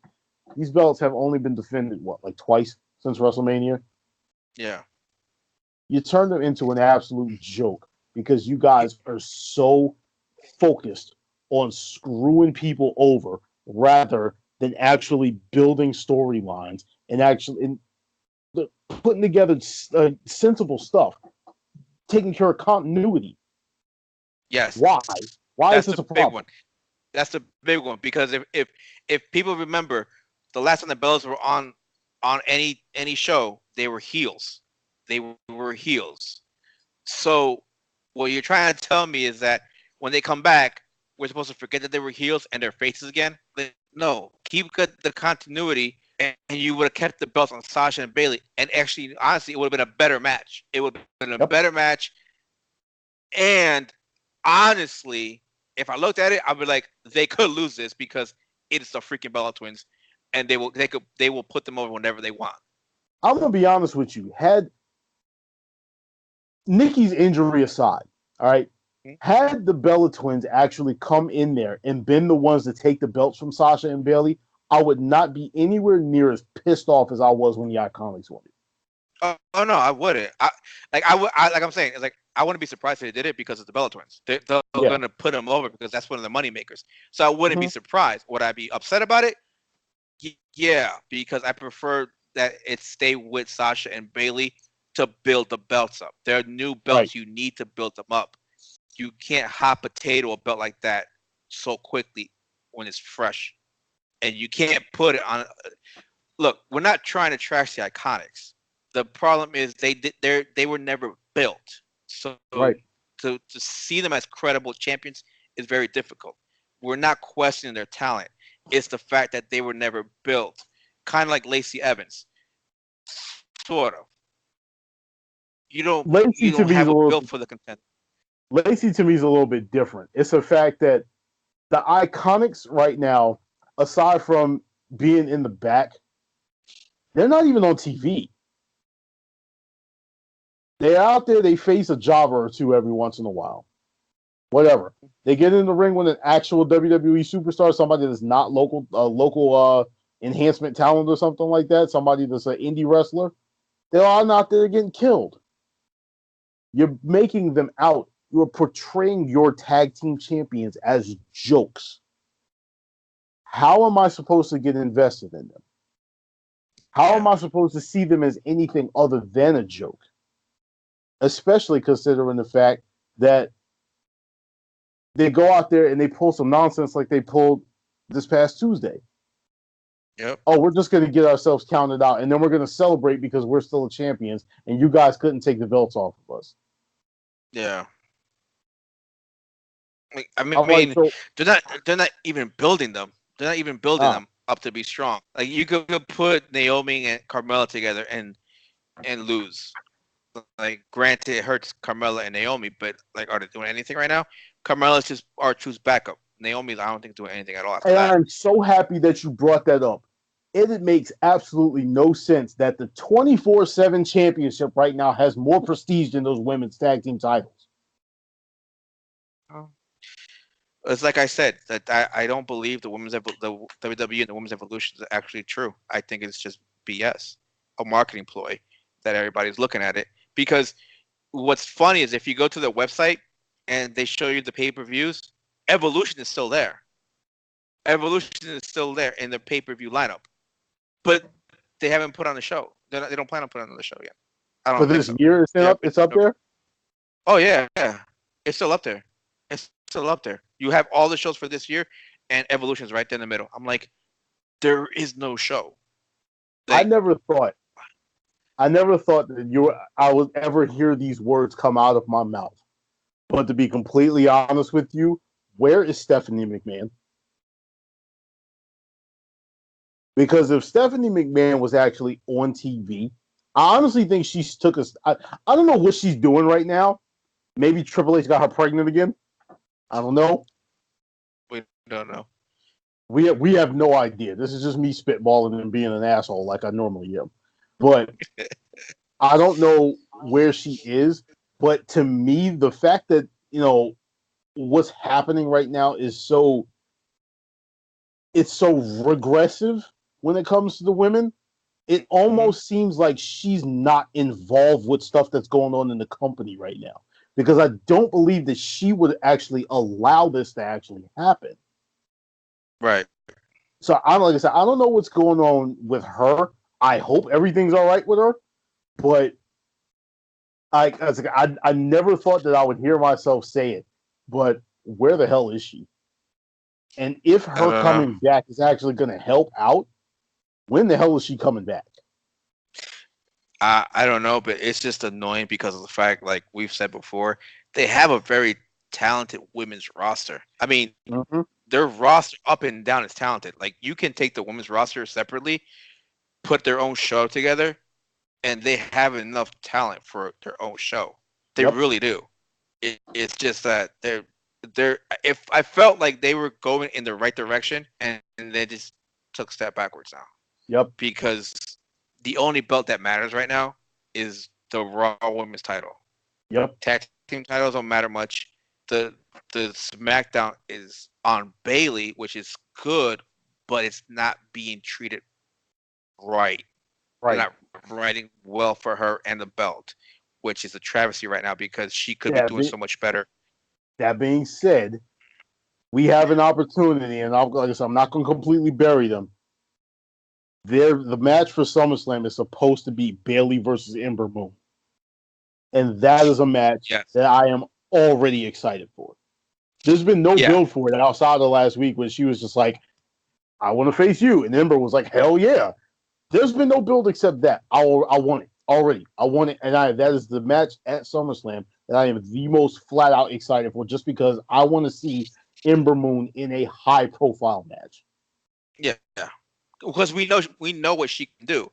She had the women's NXT women's title, and her and Asuka put a hell of a match. And Yep. everybody that knew what they did were excited when we saw them in the women's battle royal, Mm-hmm. and it was, oh my gosh, oh, Man, what Asuka's was that? another one.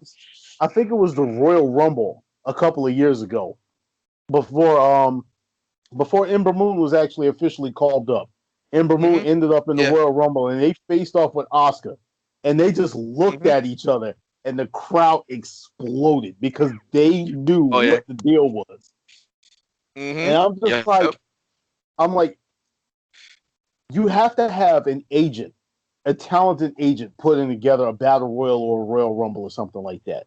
The agent responsible for that Royal Rumble had to know what was going on between Asuka and Ember Moon.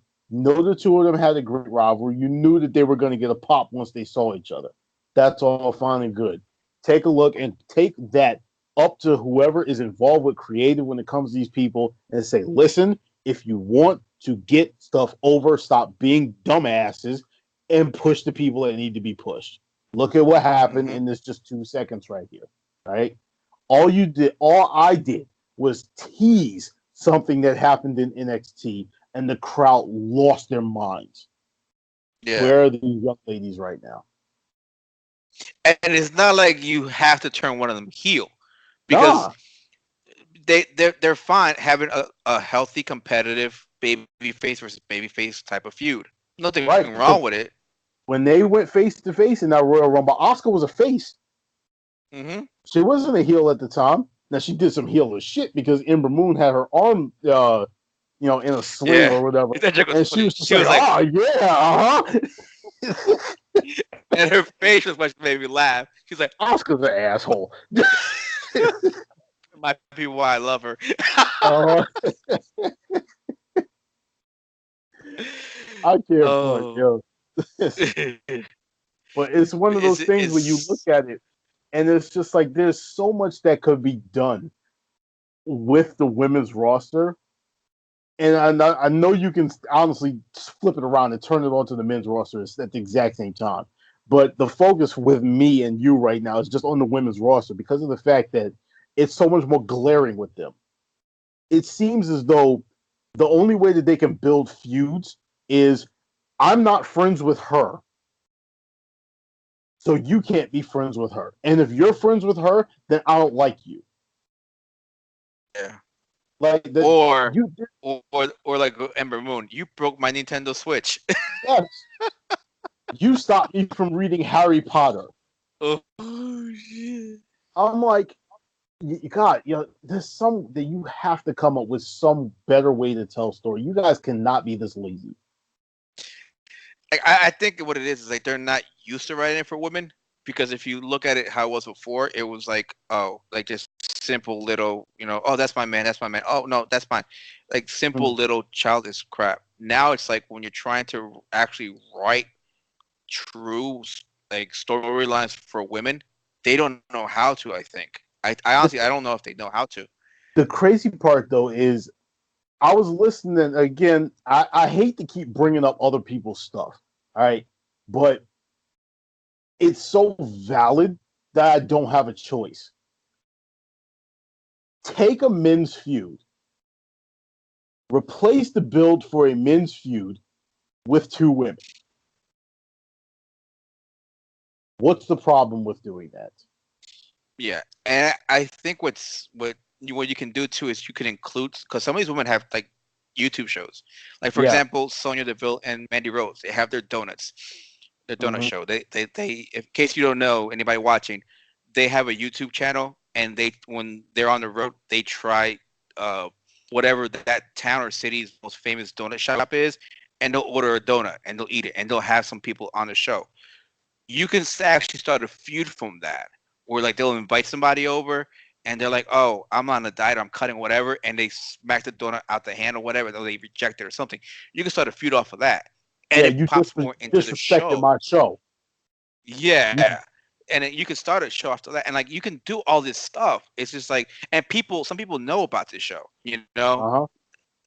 You can do that stuff. I don't know why they won't do that, or you can do like say, Sonya Deville. She does her MMA workouts. She's working out in the back, warming up to whatever. Somebody comes in, interrupts her. Boom. It's like any other show. It's like the men, like you were saying, like same thing with the men. How many times have Uh-huh. we seen a guy in the back working out, doing something, and gets interrupted, and boom, there goes a feud. Yep. Now, I mean, I just don't know. I don't know why. Why? I, I don't understand why it is that it's so hard to understand that you're just booking wrestling. You don't have to book gendered wrestling, right? And it's not like they like women need to be limited to just the friendship angle or the boyfriend angle or the husband angle like there was with Naomi and Mandy Rose for as long as it was. I'm like, you get women will fight over stuff other than men and friendship. Like, Yeah. yes, they will fight for pride. Yes, they will fight over somebody actually wronging them for a legitimate reason or something like that. Like, Mhm. come on, they don't have to be put into this little box, and the box that they keep putting them in is limiting everybody's potential because Mhm. how many times are we going to get the exact same story told? Like the whole Yeah. thing that's going on with Alexa Bliss and Nikki Cross. Now, granted, that didn't go the way that I thought it did. Like I said before, I thought that you were going to have a situation where Nikki was going to turn on Alexa and Mm-hmm. be like, "Yeah, I was the mastermind. I was manipulating her all along. Now you can't have that title because it's supposed to be mine." Okay, Yeah. that didn't happen. That's how I thought the thing was going to go down. But like I said, that is another situation where you have the friendship angle being in there. Sasha Banks and Bailey all last year, the friendship angle. Oh, we're friends. Now we're fighting each other. Now we're in counseling with Dr. Shelby. Like, now we're a tag team because apparently we love each other again. It's just like the other thing with the dropped storylines. Either go all in on this lesbian angle or don't touch it. One of the two. Don't sit up here and try to tease something like you're actually going to go do it and then pull out of it, because that makes it seem like you either had an idea that wasn't. I'm trying to phrase this in the correct manner. You had an Complete idea. thought out. It was not even so much that it wasn't completely thought out, but you tried to go attitude era with it. That you Mm, wanted to go the HLA with it, rather than actually building on like something that's going to pull on people's emotions. So, like I was saying before, I had this idea where I never actually felt actually went to go do it. I had an idea. I think I told you about it before, where I was going to put together a stable that was going cross brand, and their whole identity was they were going to claim every single title within the WWE, and they were going to make sure that they were going to do it. It was something that was going to start at WrestleMania, culminate at Survivor Series with them winning every belt and revealing themselves at that point, and then everything finishing off at the following WrestleMania. Part of that was involving the Sasha Banks and Bailey storyline, whereas Sasha, you remember that night, Sasha Banks and Bailey, they were teaming together, and Bailey started getting beaten up on the outside, and Sasha Banks got the team disqualified because she ran out and just wrecked shop on everybody. hmm Helped out Bailey or whatever, didn't help her up, but just looked at her and then walked away and went to the back. Started grabbing her hmm stuff together and everything, and Bailey went up there talking to her, and then she blurted out, "Yes, I love you," and all of this other stuff. I thought that was going to go somewhere. I thought it was Yeah. going to be something. I thought it was going to be something different. Okay, it just ended up being, oh yeah, well we talked it out. We're friends again. What I was going to suggest, like I said, in that whole situation was, okay, let's build it off like this. Sasha Banks, we know Sasha Banks is married. All right, whatever. It is what it is. WWE is kayfabe. All right. Sasha Banks has some type of feelings for Bailey. All right. Bailey thinks that this is just straightly platonic. So she's going this way. Sasha's veering off over here. All right. So you get to the point where this is building and this is building and this is building and this is building and this is building. And then Sasha tries to like fully express herself to Bailey. And Bailey's like, whoa, wait a minute. I didn't know what was going on. That's not how I felt or whatever. Sasha gets upset. She finally turns and ends up with the group that I was talking about before, because of the fact that I was trying to show you something. You did not reciprocate. You took what I did and basically just threw it up against the wall. You took everything that I was trying to give you and you burned it. You burned it to the ground. And this is why I'm doing what I'm doing. You can build a feud off of something like that. The same thing that's going on. Like, nobody has any idea what's going on with this Mandy Rose Sonya Deville thing outside of donuts and the Yeah. occasional hair flip. It's just like I can't stand the fact that they sit up there and they tease stuff, and you don't tease stuff. Either go all in on it or leave it alone. Yeah. Yeah. It's a nightmare. I mean, it's gonna be interesting because the AEW women's to see how they do the storylines, Yeah. because their matches are good. Their matches are good. Oh They yeah. got some good matches. They got some talent. So yeah, they got talent. So pretty much talent wise, they match up with WWE. The Mm-hmm. question is going to be how they're going to do the storylines, which right now WWE needs to fix theirs so they are on top of AEW before they come aboard. Yep. Because right now, on the men's side, WWE is fixing a lot of the issues that we were complaining about. Mm-hmm. Um, there's still more outstanding issues, but they're getting things right. They're fixing things, which is a starting point. It's something better than nothing. Yep. Again, the women, to me, the women's is a little more concerning because you have the talent. You say there's women's evolution, right? But you're not doing much. Like it's kind of like it was going up and it just stopped, and they're just like, all right, we need to fix everything else, and they'll keep them where they're at. Mhm. I mean, and this is why I'm concerned about the calls from NXT. It's like you don't need to call anybody up because you're just gonna add more women to this dilemma that don't need to be added to it. Keep them at Mhm. NXT. They're doing fine. Io Shirai doesn't need to go up. Shayna Baszler doesn't need to go up. Candice LeRae doesn't need to go up. Like you can go on and on and on. They don't need to go up. Now here's another thing. Apparently Ronda Rousey didn't get hasn't gotten pregnant yet. Uh-huh. So the question now is starting to linger on people's mind When is is she coming back? when is she coming back? Was it just sabbatical? Now I'm starting to wonder is if this sabbatical was to give the other two girls time to uh, get their ring skills up in Mhm. order to build the stable correctly, as not to rush them up. Because what I can see now is my mind is starting to work. Ronda comes back in Survivor Series. Mhm. She comes back to Survivor Series and she tells Becky, "I'm back." And then from then on, you have Shayna coming on Royal Rumble in the Royal Rumble match. Shayna and Ronda are in together. Ronda wins it.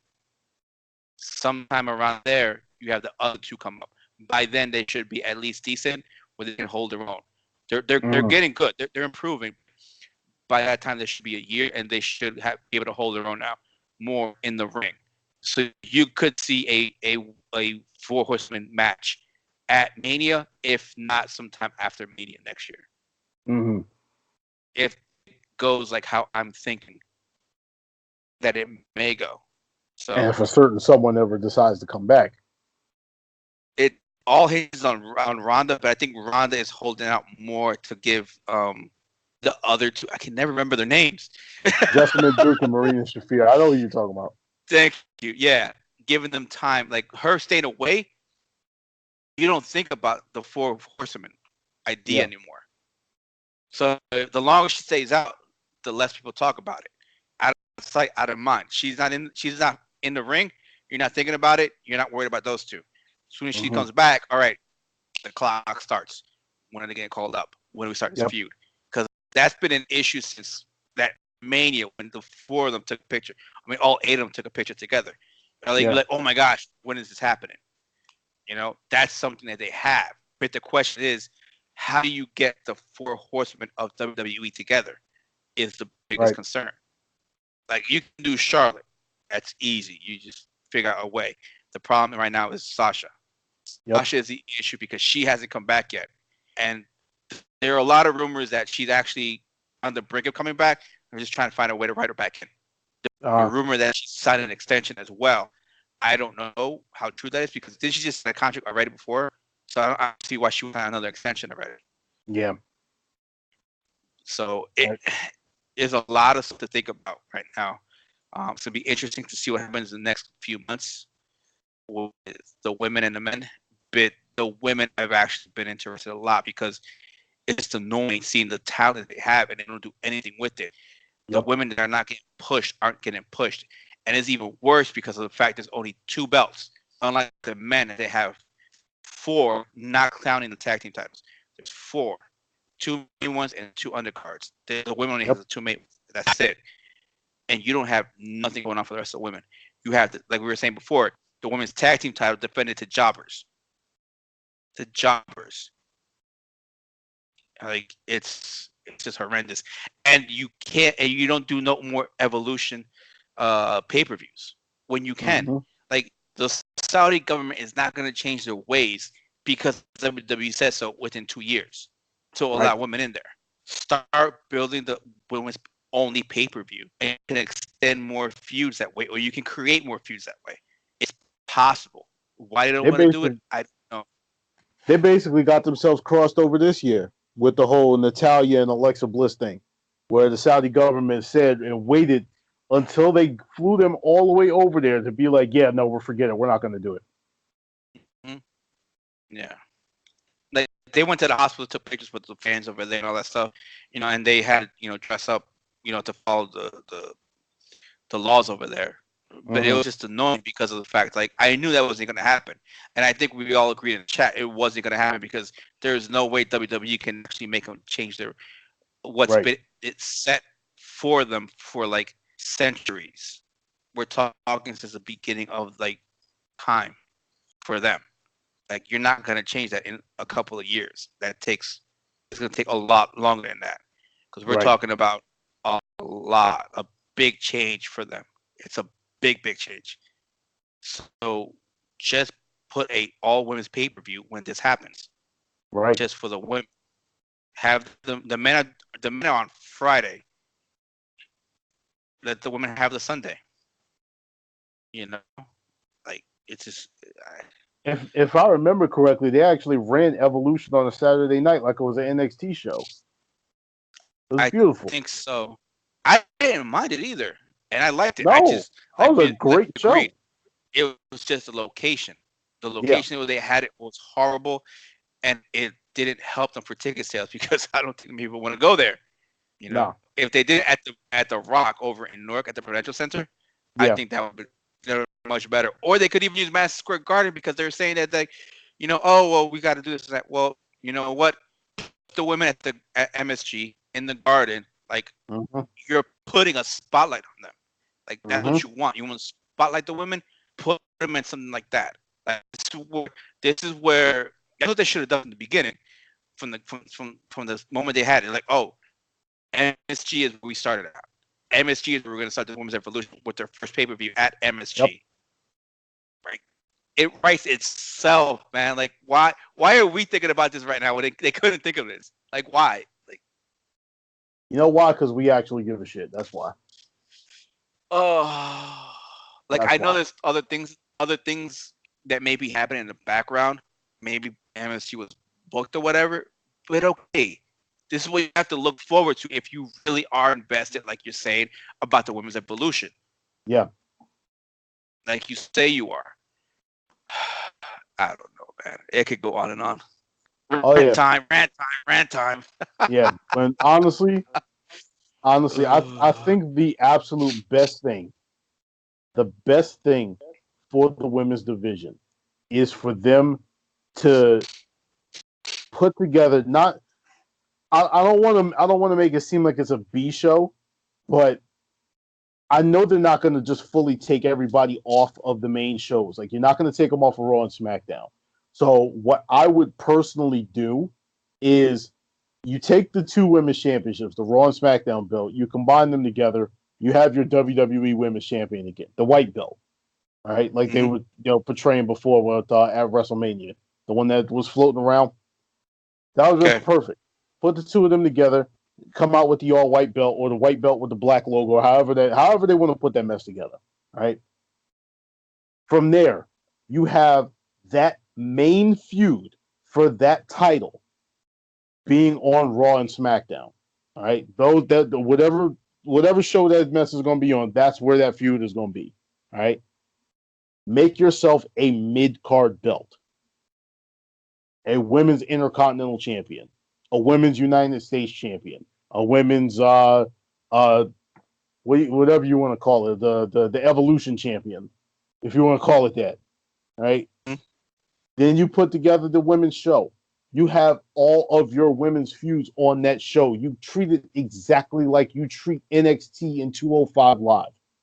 Two shows that are legitimately at the moment better than Raw and SmackDown because No doubt. No doubt. they have because they have a direct focus, because they don't have all of these continuity issues and all kinds of other stuff, and the people are just actually allowed to go out there and perform.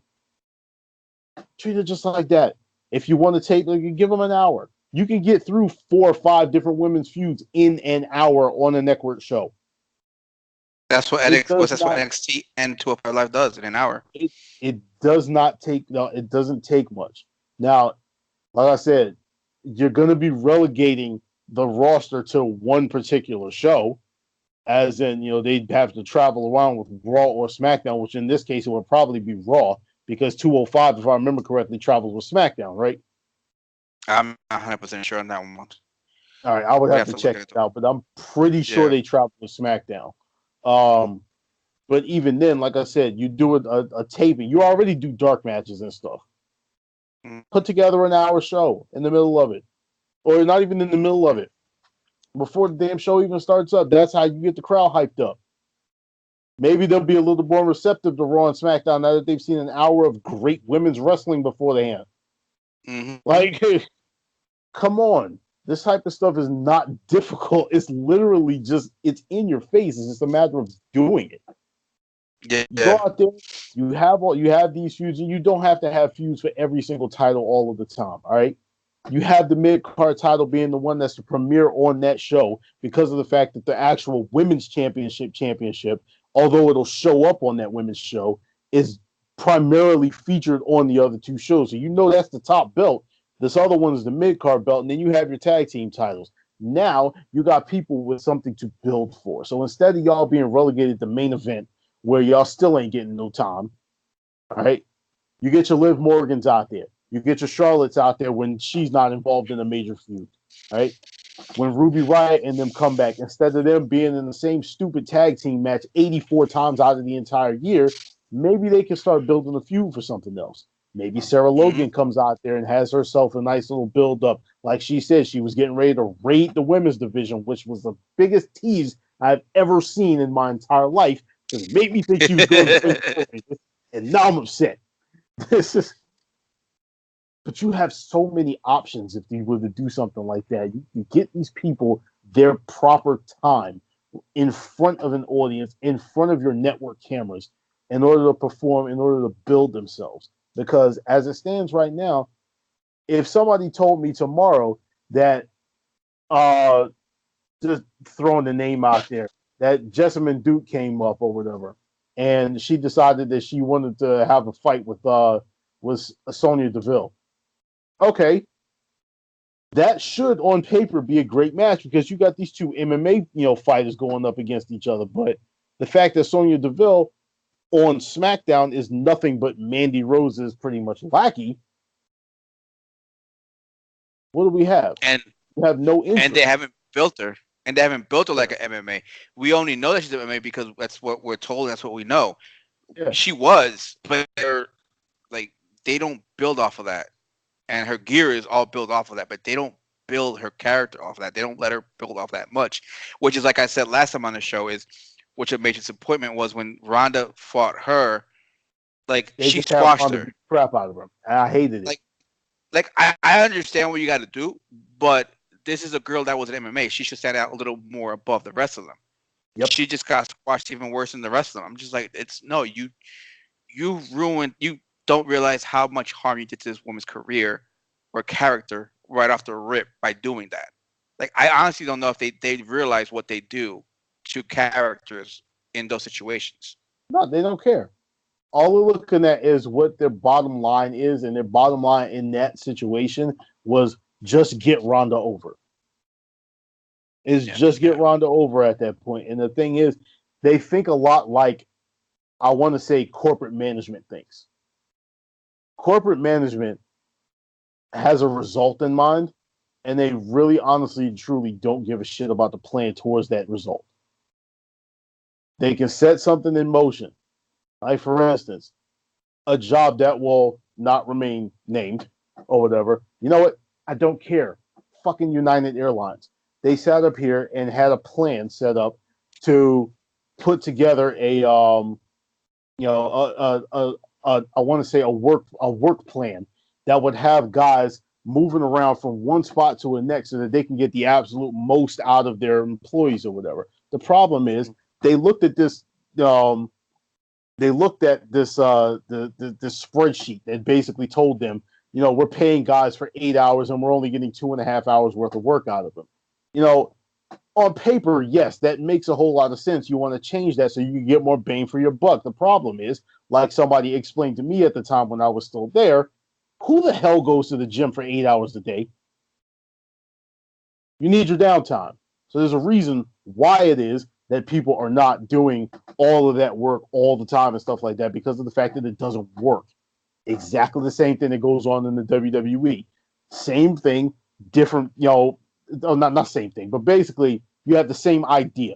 Whereas they're trying to push an actual agenda with, like I said, they were trying to push that with that Ronda Rousey thing, and they're just like, all right, we have to get her over no matter what. I don't care what the cost is. But because of the fact that you're sitting up here so narrow-minded, running around with your horse blinders on, you forget the fact that you legitimately just did super damage to this woman's career over here because of the fact that she's also an MMA fighter, and you just had her get squashed. Why does this not bother you? Why did this not dawn on you that there was going to be an issue here? And yes, I'm kung fu fighting right now. I don't know. When I get expressive, I start talking with my hands. But that was the type of thing that I swear, that was one of the things that pissed me off so much about Ronda Rousey's her run that first year. Because honestly, I felt that they pushed her into the spotlight, like the top of the card stuff, way too early. They should have been setting up dream feuds with her in route to her actually winning the championship. Because what you had was she did her WrestleMania match with Stephanie McMahon. All right. The very next feud she had was Nia Jax for the women's championship. Why? The woman had one match. She had one match. She's essentially Lacey Evans. Yep. So she goes out there. Granted, they did the perfect thing because they used the Money in the Bank briefcase to get them out of that situation. So they didn't have to beat Ronda and they didn't have to put the title on Ronda way too early.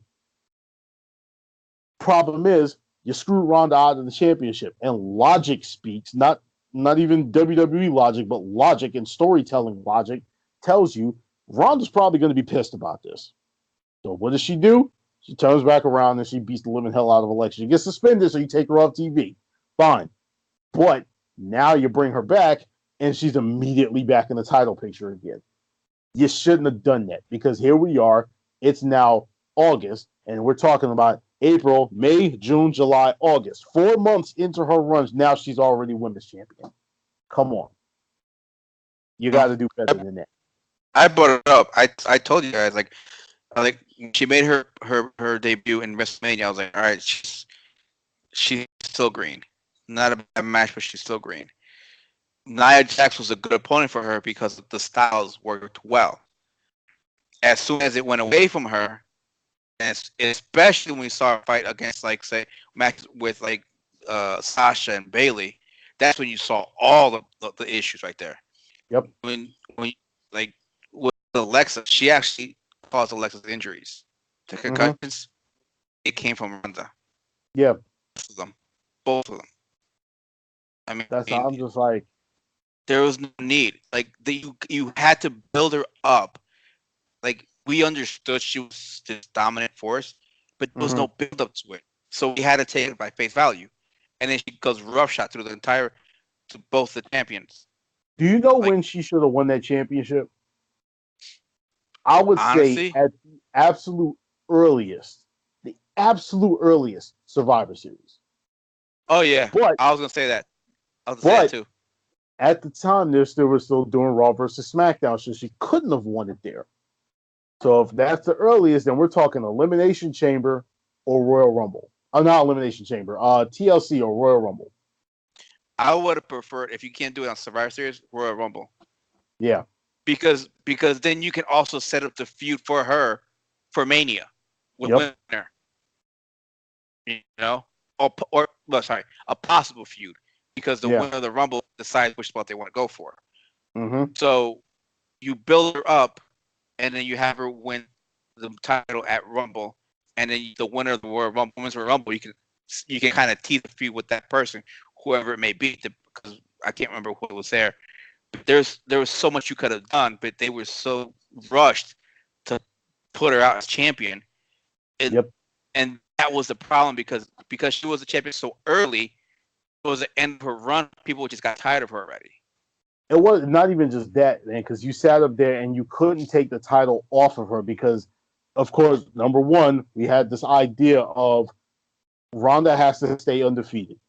Number two, you had this promise, so-called promise, that Ric Flair, that was made to Ric Flair, that Charlotte Flair was going to be in the first ever main event at WrestleMania for women. So you already have this Charlotte Flair Ronda thing already built in. They're like, all right, listen, those two have to go in it. And then you got the Becky Lynch thing. That came out of nowhere. Becky Lynch came out of absolutely nowhere for them and just took off. And they're just like, oh my God, now we got something else that we have to deal with. Because they weren't expecting that Becky Lynch thing to kick off the way that it did. But in the meantime, now you got every single other woman that faces off against Ronda Rousey taking an L, and a vicious L, because of the fact that, you know, they're trying to push Ronda to the moon in preparation for WrestleMania 35. So you go out there and you throw Ruby Riott to the wolves. The whole Riott Squad. Oh yeah, the entire Riott Squad. Yeah, but Ruby Riott more specifically, you throw her out there against them in order to get absolutely demolished. All right, Nia Jax goes out there, gets absolutely demolished. All right. I think Bayley had a match on Raw or SmackDown or something like that, but she lost. All right, she beat Sasha at Royal Rumble, which honestly that was probably Ronda Rousey's best match in the WWE. Yeah, because of the fact that Sasha carried her ass through it. No, Bayley did too, but you saw the carrying and you saw the botches as well, and those mostly came from Ronda because she was so green. Yeah, like it's nothing. It's all right. We're not trashing her, and it's the same issue I have with Lacey. It's not a personal issue. It's just so green, and it's too early, and they're pushed to the moon before they're ready. That's the issue. It's nothing against them. It's just the writing and whoever and Vince and everybody else. It's like we like these characters, but you're doing it too early. You're doing a disservice to them and to the fans. Because again, with Ronda, because she was given the belt so early, the fans turned on her because they were tired already about it. Because you don't have that build like, oh, she's running roughshod through everybody. She completely destroyed the Riott Squad, completely ruined them, completely. If you we knew she was destroyed, Liv. We thought it was going to be a decent match with Sarah because Sarah's supposed to be their powerhouse. Completely destroyed her. We thought it was going to be a competitive match with Ruby Riott because Ruby Riott is freaking good. I love Ruby Riott. Squash her too. Like horrendous. Like the way they wrote out Ronda completely destroyed the women's division. Destroyed it. It's nothing against Ronda. It's just the way they wrote out her storylines completely destroyed it. If they had her going through these people and showing that she was green, I'd be okay with it because in reality she was still green. So you have her going through people, be like, okay, she's trying to wrestle, but she's going back to MMA and she's winning. And then little by little, she shows that she's actually learning how to wrestle and she's winning. I'm okay with it. And again, like we said, she wins at Rumble. I'm like, word, I'm good. You win at one of the biggest pay-per-views and you built her up for it. You have built through struggle. What I would have rather had them do, rather than Ronda going out there and legitimately just running roughshod through everybody, is, and that's not to say that she didn't sell for people, but what I'm saying is, aside from the match against Nikki Bella, I don't ever remember seeing Ronda Rousey in a whole lot of trouble. You had the match with Sasha Banks, all right? You flat out knew at that point that Sasha was not winning the title, all right? There was maybe a hint with the Evolution thing because it was Evolution that Nikki Bella might have walked away with it. It was probably like 99.9% Ronda and 0.01% Nikki. All right, but there was a little hint of it. At Yeah. Royal Rumble, we knew that Sasha Banks wasn't winning the championship. I just wanted to see an amazing match, and that's what I got. The Mm-hmm. problem was everybody else was legitimately just, okay, I'm going to try and wrestle with you. I'm going to try and wrestle with you. All right, I'm getting sick of your bullshit. Now I'm going to just throw you, excuse me, I'm going to throw you around, put you in the armbar, and that's going to be the end of it. That's just how our matches are going to go. All right. So you basically, you buried everyone. Every single person that she faced, aside from Charlotte, got buried. That was it. And even Charlotte lost her match because she went out there and got mad and started beating her with the kendo stick. Mm-hmm. What should have Yep. happened at that point was, like I said, she should have been built up through, like, just like she should have been built up through struggle. Like, Yeah. okay, yes, you're a great fighter in the MMA. All right. This ain't the MMA. This ain't UFC. This is the WWE. This is a different ball game. You should not be coming in here and ruling the roost already. Mm-hmm. There should have been some type of struggle with that, and because they just shot her straight to the moon, you ended up in a situation where, okay, now she's on top. What do we do now? Okay, now she has to stay on top because we want her to headline WrestleMania with Charlotte. All right. Yep. But wait a minute, we got this Becky Lynch thing going on over here on the other side. What are we going to do about that? Okay, let's keep them separate, even though Becky Lynch is destroying Ronda Rousey on Twitter every day. Let's keep them separate. Let's not mention anything about that or anything like that. And we'll eventually get, we'll eventually get to that. We'll build to that in a second. But in the meantime, like I said, she's going out there and she's just like, she's wiping the floor with everybody she faces. And now that she's gone, it's like, okay, now we got to start trying to put these people that Ronda Rousey just beat up all for the last year. You're trying to put them back into the limelight, and it's just like, okay, where's the credibility? There is none. Mm-hmm. Because at this point, if I'm looking at it from an objective standpoint and not somebody that already knows what's going on, looking at it from a logical standpoint, it's okay. The only reason why these particular people are getting over and getting up to the top is because she's not here, and that's a problem. Mm. That should never be. Nope.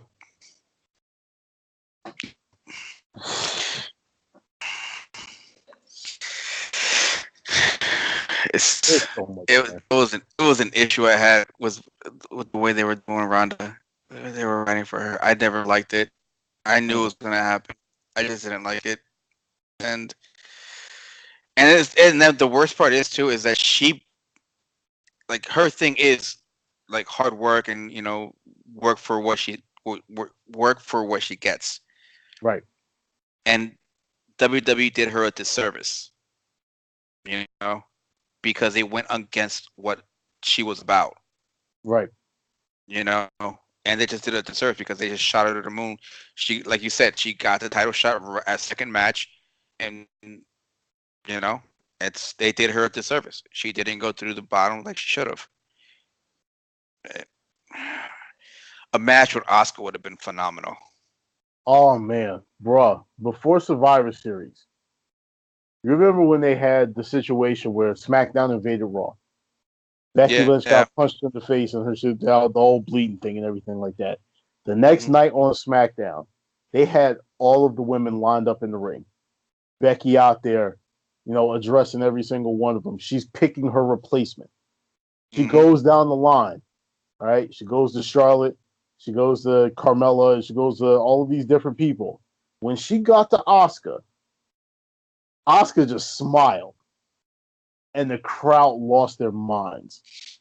And the Yep. crazy part about it is, I'm sitting up here and I'm looking at that, and I'm just like, no matter what they tried to do to this woman, she's still over. Hmm. The crowd still absolutely love her. Yeah. Why are you all not banking on that? Yeah. Yeah. Honestly, to be honest, if we go back and look at it, if you had actually put Asuka in that match against Ronda Rousey, and still have Ronda over, you would have still had a possibility, a chance. You could have saved your face for putting Charlotte in Mania.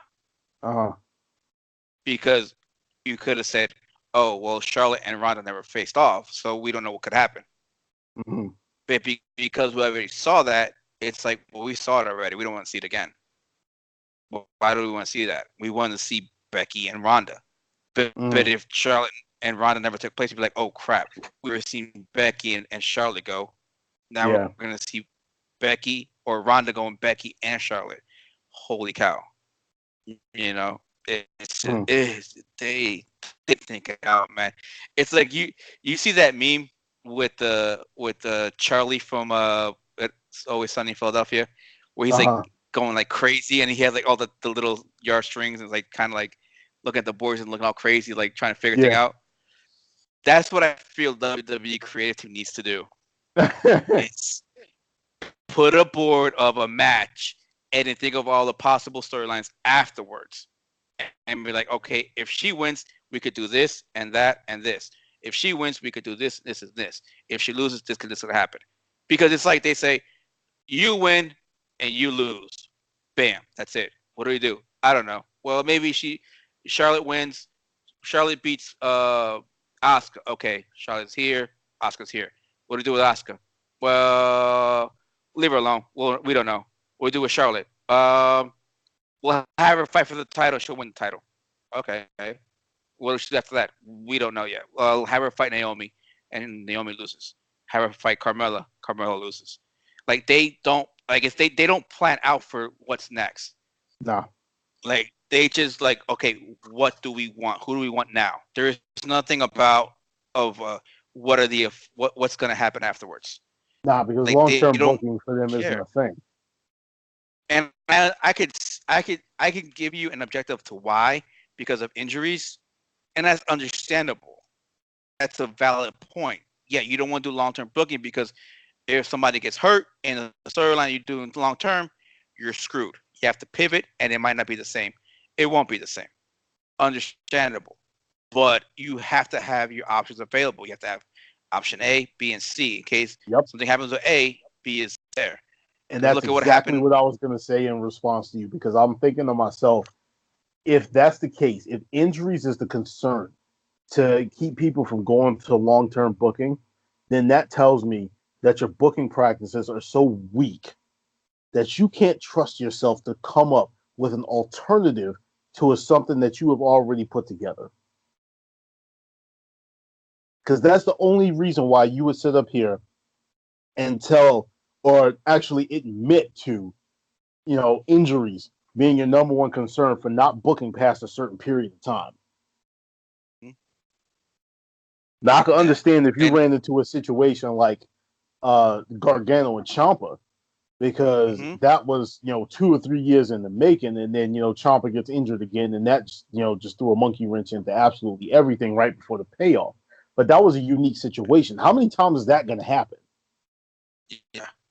Like, I got a better chance of getting struck by lightning 3 times in a row than Tommaso Ciampa getting injured the way that he did in that particular position. But it is what it is, man. Like I said, I'm out here kind of sort of going into my food coma, so we might want to cut this right now. For everybody that's listening, before we got started, I ordered some food from Sakura, Japan. I've had the food there before, but tonight, for whatever reason, this food has beaten the absolute living hell out of me. I'm not talking like it's bad. I mean that I am legitimately about as full can get, and I got the itis. So, and with that, we'll conclude the show. Thank you for joining us on this episode of the results of Extreme Rules and our little discussion about the women's division in WWE and our rant about it. Join us next time as we will look forward to SummerSlam. Yeah, man. And see what they're up to on that, and then talk about any other news in the WWE or the wrestling world at that point in time. Thank you, everybody. Till next time. You guys have a good night. Shout out to everybody.